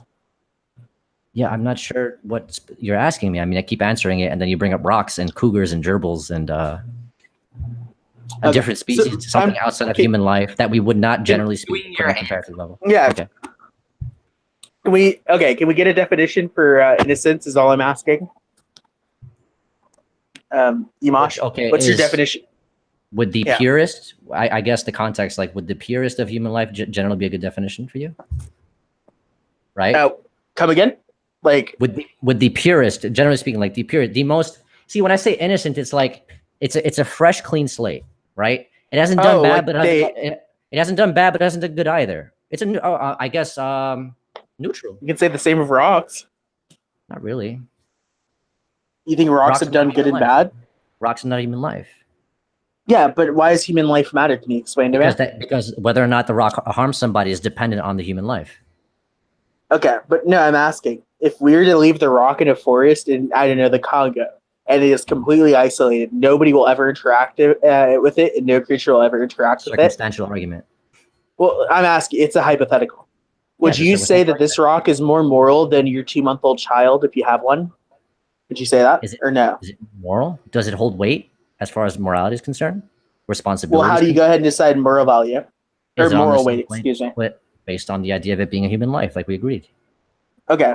So You should what about value human your life own. Okay, you should value your own human life, Mhm. generally speaking. The same way you value your life, you should value that of your offspring, generally speaking.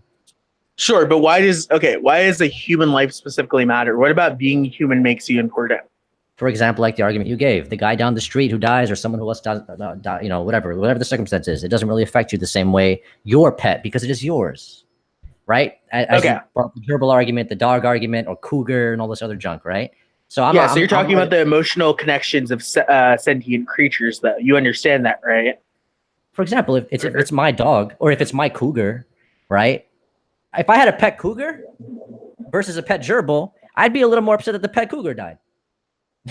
Generally speaking, as far as the overall value of the cougar, yeah, generally speaking, I'd be a little more upset if the cougar died. Yeah. So like from that context, it's like, yeah, okay. But I'm arguing human life in general. And we're talking about rocks now.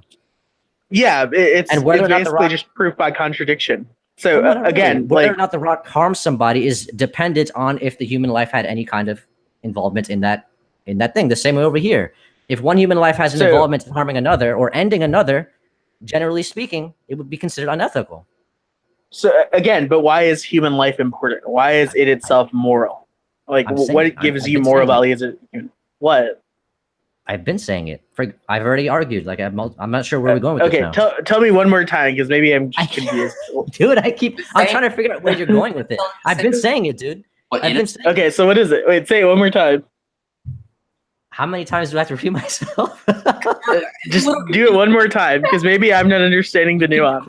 I think you're kind of stalling for time. That's what I'm saying. You asked me if rocks can harm people. I'm like, dude, they could be. The intention could be, but that's only based on the involvement of a human life or not. What I'm saying now is that Well, generally actually, speaking- monkeys can use rocks as tools. Well, that's so also that is also incorrect. That's an extremely circumstantial argument. If you happen to be in the vicinity of a monkey, that's only if you yourself physically, as the debater. Well, it's right now, also an voice caller. extremely circumstantial argument if like a human has a rock next to them in the middle of a conflict is willing to use it to harm someone. I can do Yeah, the same thing. You know that, But right? but it's not a circumstantial argument for the mass majority of people to commit to have abortions based on the convenience of their own lifestyle. Sure. And I'm asking you, is convenience bad? You've told me, Actually- well, I actually eat fast food. Well, so and convenience I is said- different. And I said there's no justifiable reason to say, well, this is inconvenient to me, therefore I'm going to kill it. I'm going to end Okay. this human life. And That's why I'm you brought the asking you comparison why of the rocks. killing. Yeah, and I'm asking you why the killing of a non-sentient life is bad. Because I already argued that it's a human life that. And then you told me, yeah, and then well, that's circular. You're telling not me circular. human life matters because human life matters. My argument is circular. It's not changing. Yours is going from rocks to your gerbils argument- to cougars and monkeys. Well, and it's more plants. so to address what you're saying. Well, not really. Yeah. You're trying. Yeah, I'm not Nora. And no disrespect to Nora, by the way. Oh my god. No, because I listened to some of it. I will say in Nora's defense, Nora knows when to answer a question as he's getting fucked up. No, yeah, I'm not saying he's bad. Oh, No, I'm not saying Yeah. nothing bad. And I've answered multiple times. You keep asking me, and now you're accusing me of being a circular. Of course, my argument's going to be circular. It's the same shit. I'm being asked multiple questions. So your I'm being- argument right so now, your I'm argument gonna- on the highest stall level on that possible right is now. circular, not even on a fundamental level. What do you mean? I've been arguing fundamentals the entire conversation. We can play this back if you want. See, the minute Well, actually, no. If we were talking about fundamentals, it would be very different. I promise. Well, the idea is like, okay, the minute someone starts comparing like your own life, for example, to that of a rock and things like that, and then you start using completely circumstantial arguments to justify something without using the actual human that we're talking about itself, that's where things start to seem iffy. From my point of view, it's not really an argument. I'm not really obligated to answer anything as far as that's concerned. I'll explain to you what I'm doing, and this is basically like what is the equivalent of what I'm doing. If Bucky punched a girl in the face, and I went, no, that's fine, and you went, well, why? And I went, well, Bucky did it in self-defense, and then I see you punch a girl in the face, Emosh, the same girl, and I know you did it in self-defense, because you told me that, and I still went, yeah, you're fucked up. Stop You would right go there. to me. Oh, Wait, stop right there. you have. All right, so which one of you the have a two is double innocent and not standard. innocent? So which one of the two is innocent? So which one of the two is Wait, no, innocent? no, Emosh, you're not getting it. You're not getting it. It's a double standard. I'm getting it. Just stop, dude. Wait, Emosh, it's a double standard. Wait, you're not getting it. You have a double standard. I get it. I understand, but I'm asking you in both So you scenarios. get which that one you of have the a- two- No, I'm No, asking you which one of they're the both two are- innocent. Hold on, they're both innocent. Okay. That's what you want. Okay. Okay. Although, just to put it to you again, if that's how you go ahead and decide things, yet again, a rock is more innocent than a baby. So you're gonna go ahead and tell me that a rock is, to be better taken care of than a child? We should have a room for the rock in my house. We should go ahead and we should, give it some sunlight, give it some bucket vitamin D, and give it a collection of rocks so it has rocks around it. Like what? Come on, dude. All right. So You don't see the issue here. What- So if what's it the is if it is innocence, a rock is more innocent than anything. Do you have Okay. any disagreements with that? what's your definition of innocence? Okay, and this is how I'm understanding the agreed upon definition we've had so far. And it's actually a dual part definition. Well, it's based on the your lack of it. the definition that you're trying to portray. Okay, go ahead. Hold on. Yeah, it's the lack of experience to that which is considered immoral, right? This is like part of the definition. And then the other part, which is what we're seemingly using more, I think, is when you go ahead and when you have yet to do anything bad. are immoral or non-preferable. Right. Would you agree with these definitions? Sound pretty good, I suppose. So you agree with them? Are we talking about it in a legal context, generally speaking? No, not a legal context. We're talking in a moral sense. From a moral sense. Yeah. Okay. So how is a rock considered to be moral or immoral, or innocent or non-innocent? Guilty of committing guilty of committing something. Like I said, the potential is there, but you would need a human life to be involved. Well, no, because you can Generally actually have speaking, animals that are capable of doing wrong. Well, circumstantial argument again. You have to be there, and if it happens to you, it probably wouldn't affect you. Animals doing bad stuff to each other is circumstantial. I thought that was a natural phenomenon of life. Well, if you happen to be the victim of that, then sure, it might be circumstantial. It might be a circumstantial circumstance, right? It might be inconvenient to you, right? You might deem the animal guilty of harming you. Generally speaking, you would. Instinctively, as far as the animal is concerned, you might have been in its territory. It's a circumstantial argument. an animal doing harm onto another animal. Okay, so we're talking about wildlife. I've explained, and so I've explained to you basically that the way I assign moral value is by going ahead and how you treat other sentient creatures for the most part, right? Like you can only really have moral value if you are a sentient creature, and this has been consistent now. For you, you've given a few different reasons why, and it seems like you have. It seems like you have agreed to it. You just don't want to admit to it, but it seems as though you'd agree with sentience being how you go ahead and assign moral value. When I asked you why innocence is better in a rock's case, you went, well, actually, it's not, because they're sentient, right? And I was just like, well, that's my argument. Do you agree to my argument? And you're like, well, that's not what I said. I never said the rocks were sentient. I asked you if the rocks are sentient by that notion. What? Right? No, they wouldn't be sentient. No. Okay. So why would they have any morality based on them? Oh my. Wait, Emosh, that's my moral system. We don't have the same moral system unless you're agreeing to my sentience argument. Oh, so I see what's happening here. All right, what is happening? No, nothing is happening. There's no argument on your part. we went to rocks. What? Okay, Emosh. Wait, hold on, Bucky. Emosh. What is innocence? Can you tell me what is innocence? Based on the context of the conversation that we're having? In the abstract sense, what is innocent? Okay. To be the purest among as far as, for example, like in the situation of the context of a baby's concerned, right? They would be, generally speaking, the purest amongst us. They've done no bad, nor have they done good. So from that perspective, neither of rocks. Hold on. Wait, neither of rocks though.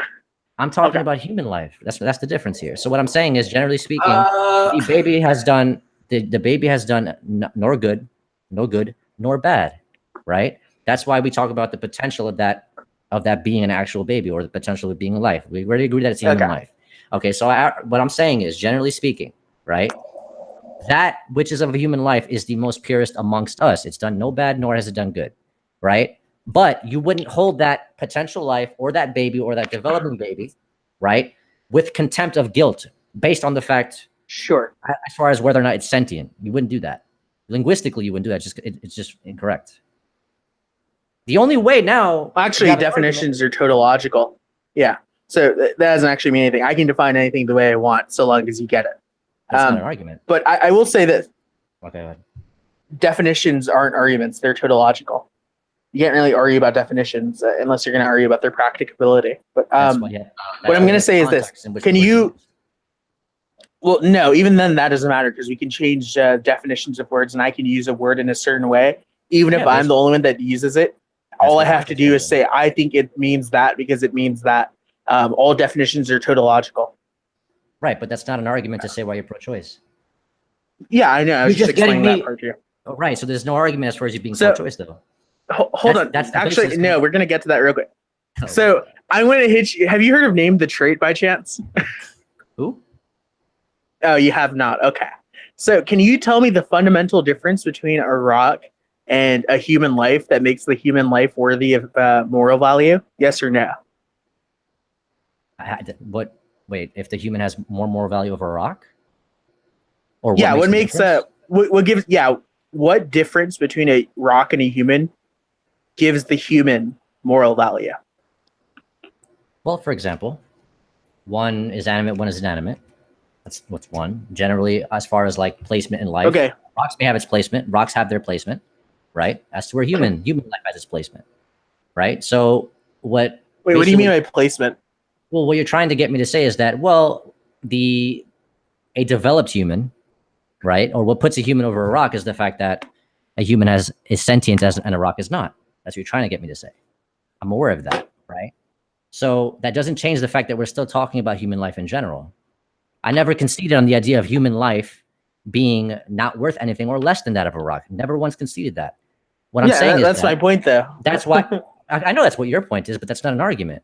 You're trying to get me to say that, well, a developed human, we're not talking about. So sure. If you abort a developed human, a full-grown adult, you're committing murder. No, you'll get what I'm saying by the end. I promise. No, Wait, hold on. No, yeah, I understand what you're saying. Okay, so you said being animate, right? Animation is what matters. Okay, we can go with animals. Animals have greater placement over rocks, so on and so forth. Each thing, for the most part, we can also go with plants. You know that, right? Yeah, they're alive as well, and they have a significant importance as far as like their placement in the ecosystem is concerned. Okay, and what do you mean by placement? So you've just agreed that animation itself isn't important unless you're gonna. Well, they have a purpose. Okay. Well, how do you decide purpose? Based on its placement. For example, plants, trees, they provide air. They're developed and they're there for a reason. Okay. So would you say a plant has the same level of moral value as a baby? It's not a human life. Then no, of course not. Okay, but why? This is where the argument becomes circular. Okay. I've stated multiple times. I know that it becomes circular. Well, just like you're arguing, for example, this is my definition. Well, I'm saying, generally speaking, I wouldn't place that of a plant. I wouldn't place that of a plant, though it has its placement, right? But it's already existing. It's there already, right? If I make the decision to kill it, there could be some repercussions for it. It may not be drastic, but there is a repercussion for it, one way or another. Especially if you take it to the extreme circumstantial argument or instance, where if I were to nuke an entire field or farm or something like that, as far as crops are concerned, things like that, everything has a placement for a reason. For example, the same reason why someone who is pregnant is bearing children, so on and so forth. That thing, that being, that separate entity in the womb of the woman has its placement. Temporarily, it is being placed. That's its placement. And it will supersede and become the more valuable the more it develops, and especially if it's born. That, as far as potential is concerned, nothing supersedes that as far as potential is concerned, especially when in regards to human life. So I'll ask you just to wrap it up, because like I said, and just to wrap it up, as far as giving, as far as choice is concerned, stuff like that, generally speaking, the best choice as far as human life is concerned, right, would be to bear children. Now, like I said, and like we've already discussed, extreme circumstances, for example, where the mother may be in jeopardy, she has the moral decision whether to live or to die. Life has moral value to some degree. You would value your life for the most part, especially if you've progressed throughout it, right? And this is under the assumption that most people tend to progress throughout their life. Doesn't matter if they have a bad life or a good life. The fact that they're still living and trying to survive and do what they can, there is a moral value to that person's life, especially when you look at it from a whole. But the minute we place our life based on convenience over that of the most purest and innocent among us, especially as far as potential is concerned, that's where, and we put convenience over all else, that's where there's no actual justifiable reason to say that, you know what, having massive amount of abortions is completely fine.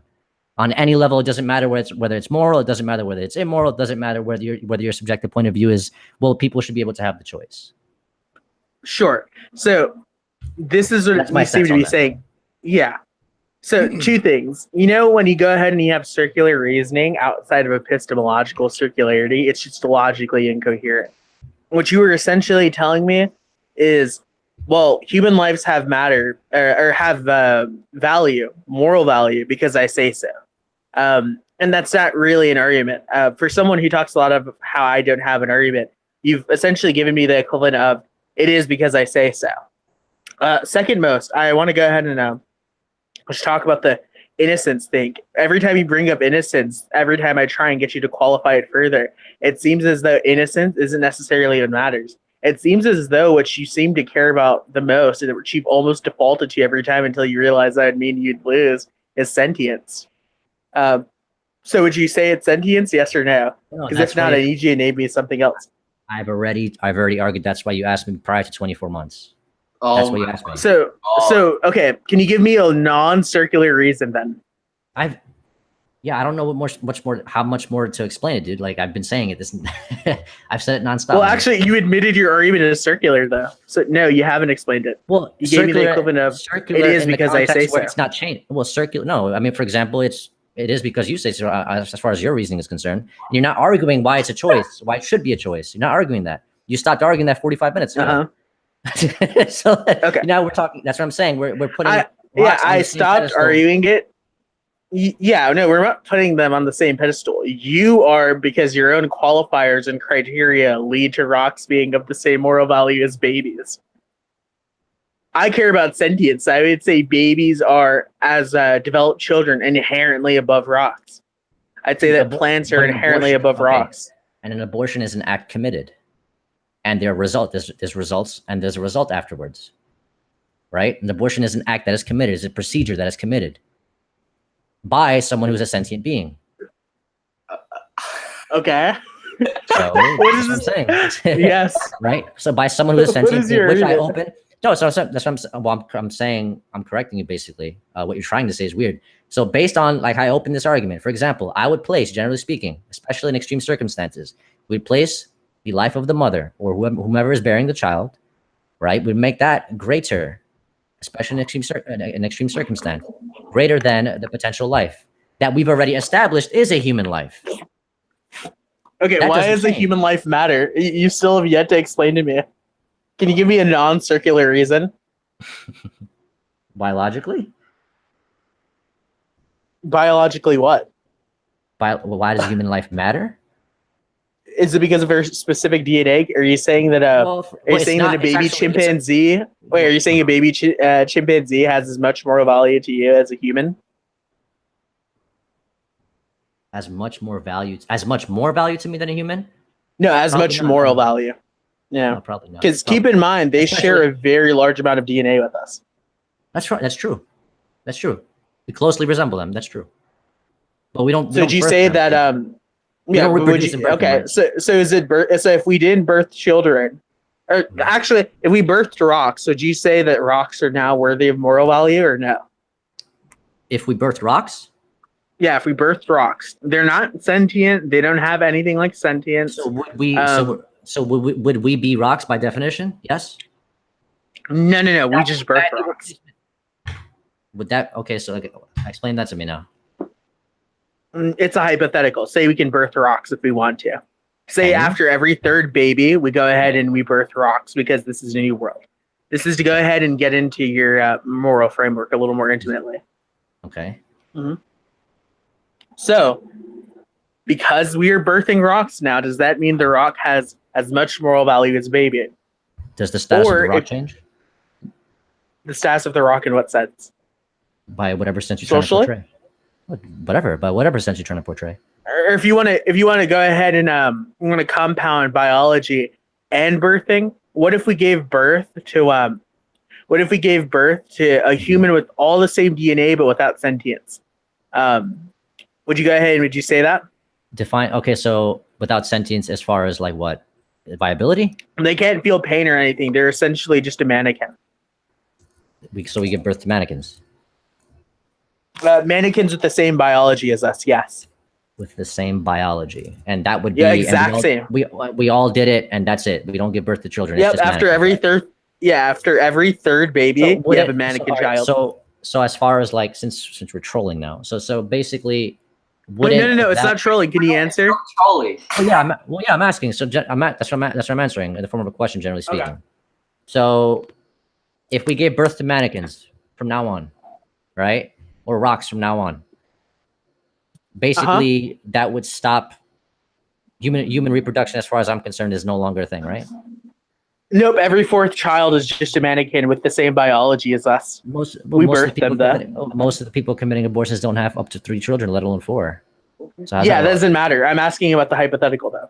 Can you explain to me whether they have the same moral value as a baby? They also will do no more harm than the fucking. They will do less harm because they're they're not going to do anything. They're essentially mannequins with the same biology as us. All they can do is like breathe and stand and look. That's all they can do. Trini, my argument hasn't changed. You keep trying to change it. It's not changing.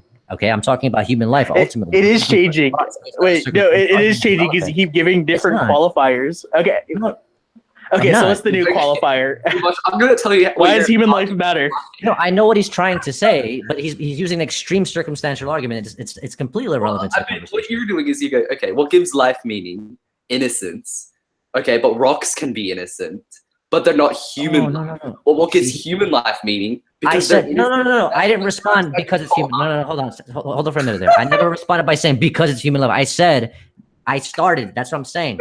It is the most innocent amongst human life. It is the most pure in that context. It is the most purest of us. As far as the abortion being committed as an act, it's a procedure. That's an act, right? Okay. So that's why, generally speaking, it is of you. It is of your offspring, right? Generally speaking, you would have the moral decision, right? You would have the moral responsibility and moral decision to just say, okay, well, A, am I going to get rid of this thing? And what reason do I have for getting rid of it? Most of it argues based on convenience, was not a justifiable reason to committing or ending a human life that we agreed is a human life. Okay, sure, but whether it's reasonable or not, we're talking about whether it's moral or not. So that's an entirely separate discussion. It's not. Like I said, my argument is never. Okay, changed. If you think convenience is reflective of morality, can you tell me why Tell me why do you eat at fast food restaurants then? Why are we going back to fast food? I can return it. Because you were talking about convenience. Yeah, I can return the food if I don't like it. Okay, so say we do this. Say I could rape you, for example. There's two options. And then I could return the rape afterward, and now you're not raped. Is it okay to rape you? What do you think? What logic is this, dude? This is not an argument, Trinity. This is a hypothetical. I'm trying to give you abstractions by which you can understand what you're saying doesn't logically go here. It's a stalling match, my man. Listen, it's not something that portrays. If it's stalling, it's because you're a toilet and I'm shitting on you right now. Oh no, not at all. The idea is that we're bringing up things that have nothing to do with the idea of being in defense of being pro-choice. None of it. Okay. So you said human life matters. You've given different qualifiers. Can you give me a single qualifier that will stand under scrutiny? Well, do we place higher than that of animals, for example? Do we place that higher, that of rocks? I mean, we generally Why are you asking? Wait, hold on. Are you appealing to society? Wait, I can give you societal examples. We sustain that of the ecosystem, do we not? We have a higher placement as far as responsibility, as far as basically everything, and whether you feel responsible for it or not. We generally have a higher moral placement as far as the world is concerned. Everything is made accessible to us. Everything that is on this planet is a resource for us that we can use. Therefore, it is below us, and we use it as a resource. Now, for example, generally speaking, let's say we have one of us happened to stumble in the wild, in the jungle or something like that. At that situation, we become a resource to who? The wildlife that exists there. So generally speaking, where humans are populated, generally speaking, us, wherever we populate, wherever we establish ourselves, we have a higher placement than that of anything that is below us. So now you're appealing to hierarchies. Okay, say there's something at a greater level on the hierarchy. Okay, so let's just say it's an evolved human. Okay, but it's not. Now, give me what example? You don't think evolution occurs in sapiens? In humans? Yeah. Okay, show me where. Where is it? Where is it evolving outside of us? Going away from our primitive states back in the day. That is a form of evolution. We do. By that, I mean microevolution is still evolution. You understand that, right? I'm talking about a macro evolved creature. Yeah. So, but what macro evolved creature? I'm giving you a hypothetical one. This is basically just to demonstrate what you're saying. And another context would not hold because you don't actually believe this. Right. And if you do believe this, it does not cohere with your other views. My example are based on things that exist. They're not based on hypotheticals. That's the difference here. So that's where there's an argument. Say suddenly tomorrow rocks are at the top of the hierarchy, and animals are above us. Is it okay for animals to kill us? If animals were above us in the hierarchy, Yeah. Like Planet of the Apes, for example. Let's just say. Yeah, basically. Something like that. Yeah, sure. Why not? So you think it's okay? Say They supersede us. No, it doesn't matter. They What like they raped your mother. It's a fact. It is a fact. If they supersede us, Wait, no. That's not an answer. I said, is it okay? Is it morally okay? Would you go, yeah, this is okay? Like, I'm okay with this morally. Would you like say that? If they supersede us, it is what it is. We're lower than them on the chain, on the hierarchy, as far as that's concerned. That's not an answer. Wait, that's not an answer. I can say, yeah, she got raped. It is what it is. Wait, I can say she got raped. It is what it is. I can say, yeah, that's the case, but that doesn't mean I agree with it morally or not. Do you agree with it morally? Okay, do human beings have morality within as far as how we interact with each other? Yes or no? Yeah, I think so. Now I'm asking, why do you think so? So even though animals would supersede us as far as the hierarchy is concerned, we still have our own systems in place. It doesn't change. We still okay, so would you say it's not moral?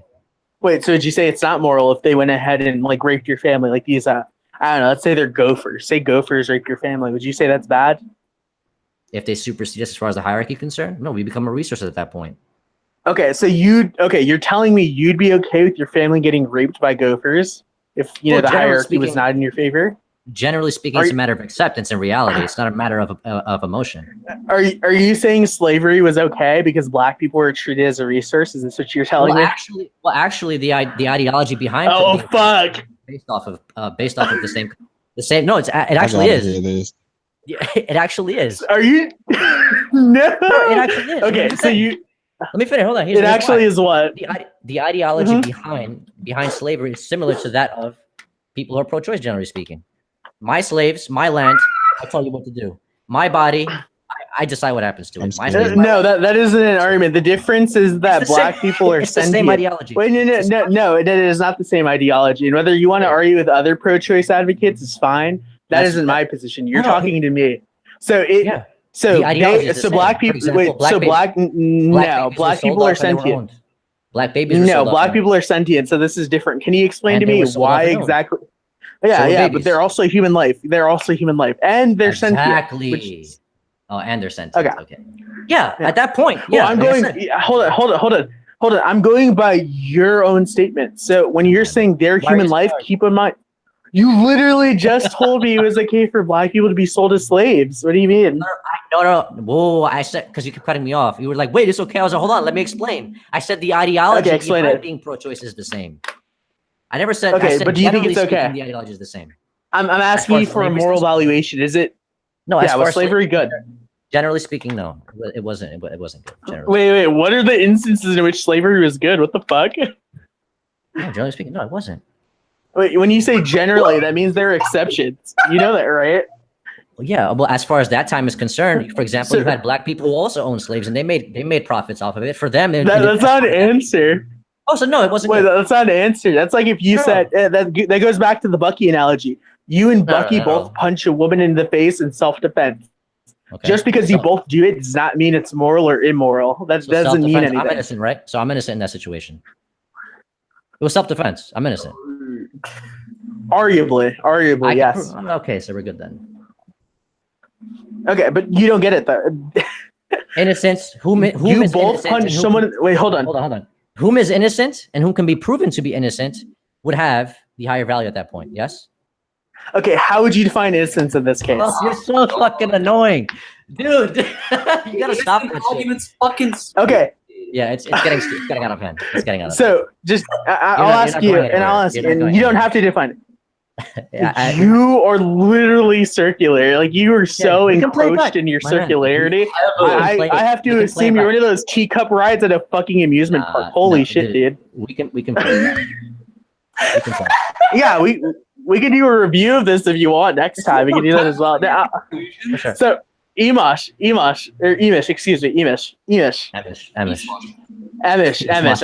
So Esmosh. When you were saying innocence in that case, do you mean they have not done anything that is morally wrong? Self-defense? Is that what as far as the situation that you gave me? That's what you mean by innocence in that case, right? In the same context that we argued murder is okay only if it's a self-defense. In that same context, then sure. Mm-hmm. Okay, so when we're defining innocence this way, rocks are more innocent than people. If you're going to now tell me human lives are, more important though, you have to explain to me why. You cannot there say need- human okay, lives right, matter for so- innocence, and then also say innocence matters against human life. Like, you're literally just going in circles. That is the definition of circular reasoning. Oh no, I explained why it mattered. Like now it's just 8 times going back forward. We're going back and forth now. Oh You brought god. up rocks. Yeah, you brought up rocks as a means to justify. Well, there would need to be a modifier placed for the rocks to actually harm somebody. For example, if an animal threw it, it's an action. The rocks don't do things on their own. Even if Are it's, you if saying? it's by, Okay, go ahead. okay, for example, let's say there's an earthquake. Sure. Right? Natural disaster, things like that. They happen. They happen rarely, but they do happen, especially in certain parts of the world. And that scenarios, yeah, rocks can harm people, right? But that's why we call it Yeah. natural cause. You can't physically or emotionally or morally hold nature in contempt for damaging your house. Or for I'm crushing talking your about like a sister. small pebble. I'm talking about a small pebble, Of a square course you would. centimeter big. Of course you would. Can a pebble hurt somebody if given the right modifier? Of course. Sure, but a Yeah. pebble on its own, that's what we're asking. It's extremely circumstantial if someone uses a pebble to attack someone else. Hey man, they might hit you in the eye. Might do Like something. that Yeah. presupposes they might like have a slingshot or they'd ever think Yeah. of using a pebble. That's It's really possible. circumstantial. It That's really really is. circumstantial though, so we can't use that, remember? It really is. Remember Emish? Emish? Yeah, I remember. Yeah, I do. Emish? You're Remember? asking me the Okay. questions. I'm answering. Okay. So These are your examples, not mine. yes, but they fit Once within again, my I placed- worldview. Well, yeah, of course, that's your worldview. See, I placed the modifier of there being a human life involved to have to commit an action. My argument's never changed. I've been staying on Yeah. the topic of human life this entire time. You actually just aren't responding to things is basically the issue. You say so, but you're not Well, arguing. I know so, and but you're no longer arguing as far as like the better angels and all this other junk. That's not your argument. well, Joe. actually, so Okay. no. My argument literally comes down to sentience is what matters. When sentience arrives, that is when it is bad. Up until that point, you could fucking kill 1,000 fetuses. I don't give a fuck, dude. You could slaughter them and eat them afterward. I could not give a fuck. Well, that's sure. That's what I'm saying. So now your argument just changed my mind. That's not what my premise is. My premise is not to change your mind. So my premise is to basically explain why I'm pro-life. Your premise is to explain why you're pro-choice. And now we're talking about the Yes. choices of throwing rocks, the choices of running people over with cars and stuff like No, that. I'm delivering upon the analog, sir. That is what is occurring at the moment. Okay, if you say so. So, well, it is exactly what's happening. So, what is it? Is it innocence? Is it biology? Is it being birthed? Because we can literally use a mannequin or a human-like mannequin and reach the same conclusion. You understand that, right? You're saying basically sentience is what makes it morally right or wrong. Yeah, and you've actually agreed a few times that you what I said- realized you hold on, agreed hold to on. me, and then you were like, "Oh wait, What I actually, said no, was- I wasn't saying sentience. no. I said sentience, but I didn't mean that." No, we can play it back. Like I said, that's fine. I don't mind. What I'm saying is, generally Yeah. speaking, the argument as far as human life is concerned and the value of human life has never changed. Okay, why is example, human life valuable? In the instance where I agreed as far as sentience is concerned, right? You gave me an example of 2 sentient people engaging in an act. So I asked you who would be innocent in that. And either way, as far as if you're arguing sentience, the sentient being in this situation would be the child bearer itself. I've said this multiple times. You've kind of like strayed away from the conversation, right? So we start talking about rocks and gerbils and cougars and monkeys Yes. and plants. Analogies, So that's never Emish. changed. Analogies. They're not analogies that coincide with the argument, or let alone your argument. What? Yes, Specifically. They are in terms of abstract reasoning. They certainly are. We're not going anywhere. So I've already wrapped things up on my side as far as I'm concerned. Okay. So just to review for all audience members and all This is like the attendants. 5th time we're reviewing. Holy shit! He gave several qualifiers, and we'll run down the list real quick. He said innocence. He said biology. He said being birthed. He almost appealed to society, but he never went down that route. And then he said hierarchy. Okay. With innocence, I gave him the hypothetical of a rock, right? A rock just sitting in the forest, being interacted with by no one. That is more innocent than a child, right? And innocence is supposed to be why human life matters. He had to step off of that one. Okay. He said dependency as well. I almost forgot to mention. Okay. A pet gerbil is more dependent than a baby, right? Or an 18-year-old son. So your 18-year-old son who's going off to college, he's college bound, he's gonna he's gonna bang some chick or whatever. He is much less dependent than a pet gerbil, but you would not care as much about a pet gerbil. If someone killed your pet gerbil, you've admitted you would not go, oh fuck, they killed my pet gerbil, I'm gonna fucking stab them. Much in the same way you would if someone, attacked your 18-year-old son and killed him. You then said biology. So I asked you, what if we had and this also coincides with birthing, mind you. So birthing and biology. What if we had a human that could effectively do nothing else than look, breathe, and just stare, right? This is all they can do. But it's birth for a human, and it has human biology. Would you consider on the same level as a baby? Or any human for that matter? He refused to really say no, but he basically said no. And then we asked about hierarchy, and I said, okay, what if... okay, so I'm sorry, this is a little difficult, I'm sorry. So then we asked, I asked specifically, what if you went ahead and you had animals suddenly higher up on the hierarchy? And then he kept just telling me it is what it is. And I told him, you can say that about rape, though. It is what it is. She got raped. Like, that's not really a moral claim. No, what I said was us humans would still interact with one another a certain way. And as far as our circumstances are concerned, we would still have a moral outlook as far as what depending what events take place. Once again, a circumstantial argument, extremely unlikely to try to portray a point. But okay, whether it's likely or not doesn't matter. We're talking about the moral claims of it. I mean, if you bring pretty disingenuous about an argument, but go ahead. If you think that's disingenuity, I think you might just have a little bit of dumbness. I don't know. Is that the nicest way to say that? All right. Go. Come on, Trey, let's be civil. I've been pretty civil, I'll say. So I'll also say this one. And then when we got further into, because he refused to go along with the hypotheticals, I just asked him a historical example. What about slavery? Do you think black people deserve to be treated that way? Because, they were just lower on the hierarchy. It is what it is. And then he said, generally speaking, no. Time out. I clarified. I said, hold on. I said the ideology is the same. I said the ideology was the same. It's my land, right? You belong to me. You're my property. Therefore, I decide what happens or does not happen to you. The same ideology behind being pro-choice. That's what I said. I said, let me clarify. You kept saying, yes. Like, no, hold on. Let me explain why the ideology. His strongest argument thus far was a response to other pro-choice people, not even me, because I never made that claim. I said the ideology is the same. Why aren't you responding to me? Because you invoked the notion. Are you I saying invoked the notion of my body? When did I do that? I never. No, I said you said that. You asked me if I'm saying if slavery is better or if slavery was a good thing. I said, hold on, let me explain the ideology behind that. This is why they're the same. I never once brought up slavery. You accused me. I didn't even say you said it was good. Actually, I didn't even say you said it was good in that case or that it was moral. I literally. No, I didn't. What I said was you refused to answer the original hypothetical, and then when I asked you about slavery, you said, generally speaking, no. That's what I said. Right, and that's because the only. Oh, so it is right. So you did actually. So it is right then. So I didn't misrepresent you. All of your arguments are based on all hypotheticals that are unlikely to take place. What I'm arguing is when you're talking about pure ethics, yes, and also a historical example about slavery. Is it? If you're asking a question, I'm liable, I guess, to some degree to answer it if I can or can't. So that's pretty much it. Okay, sure.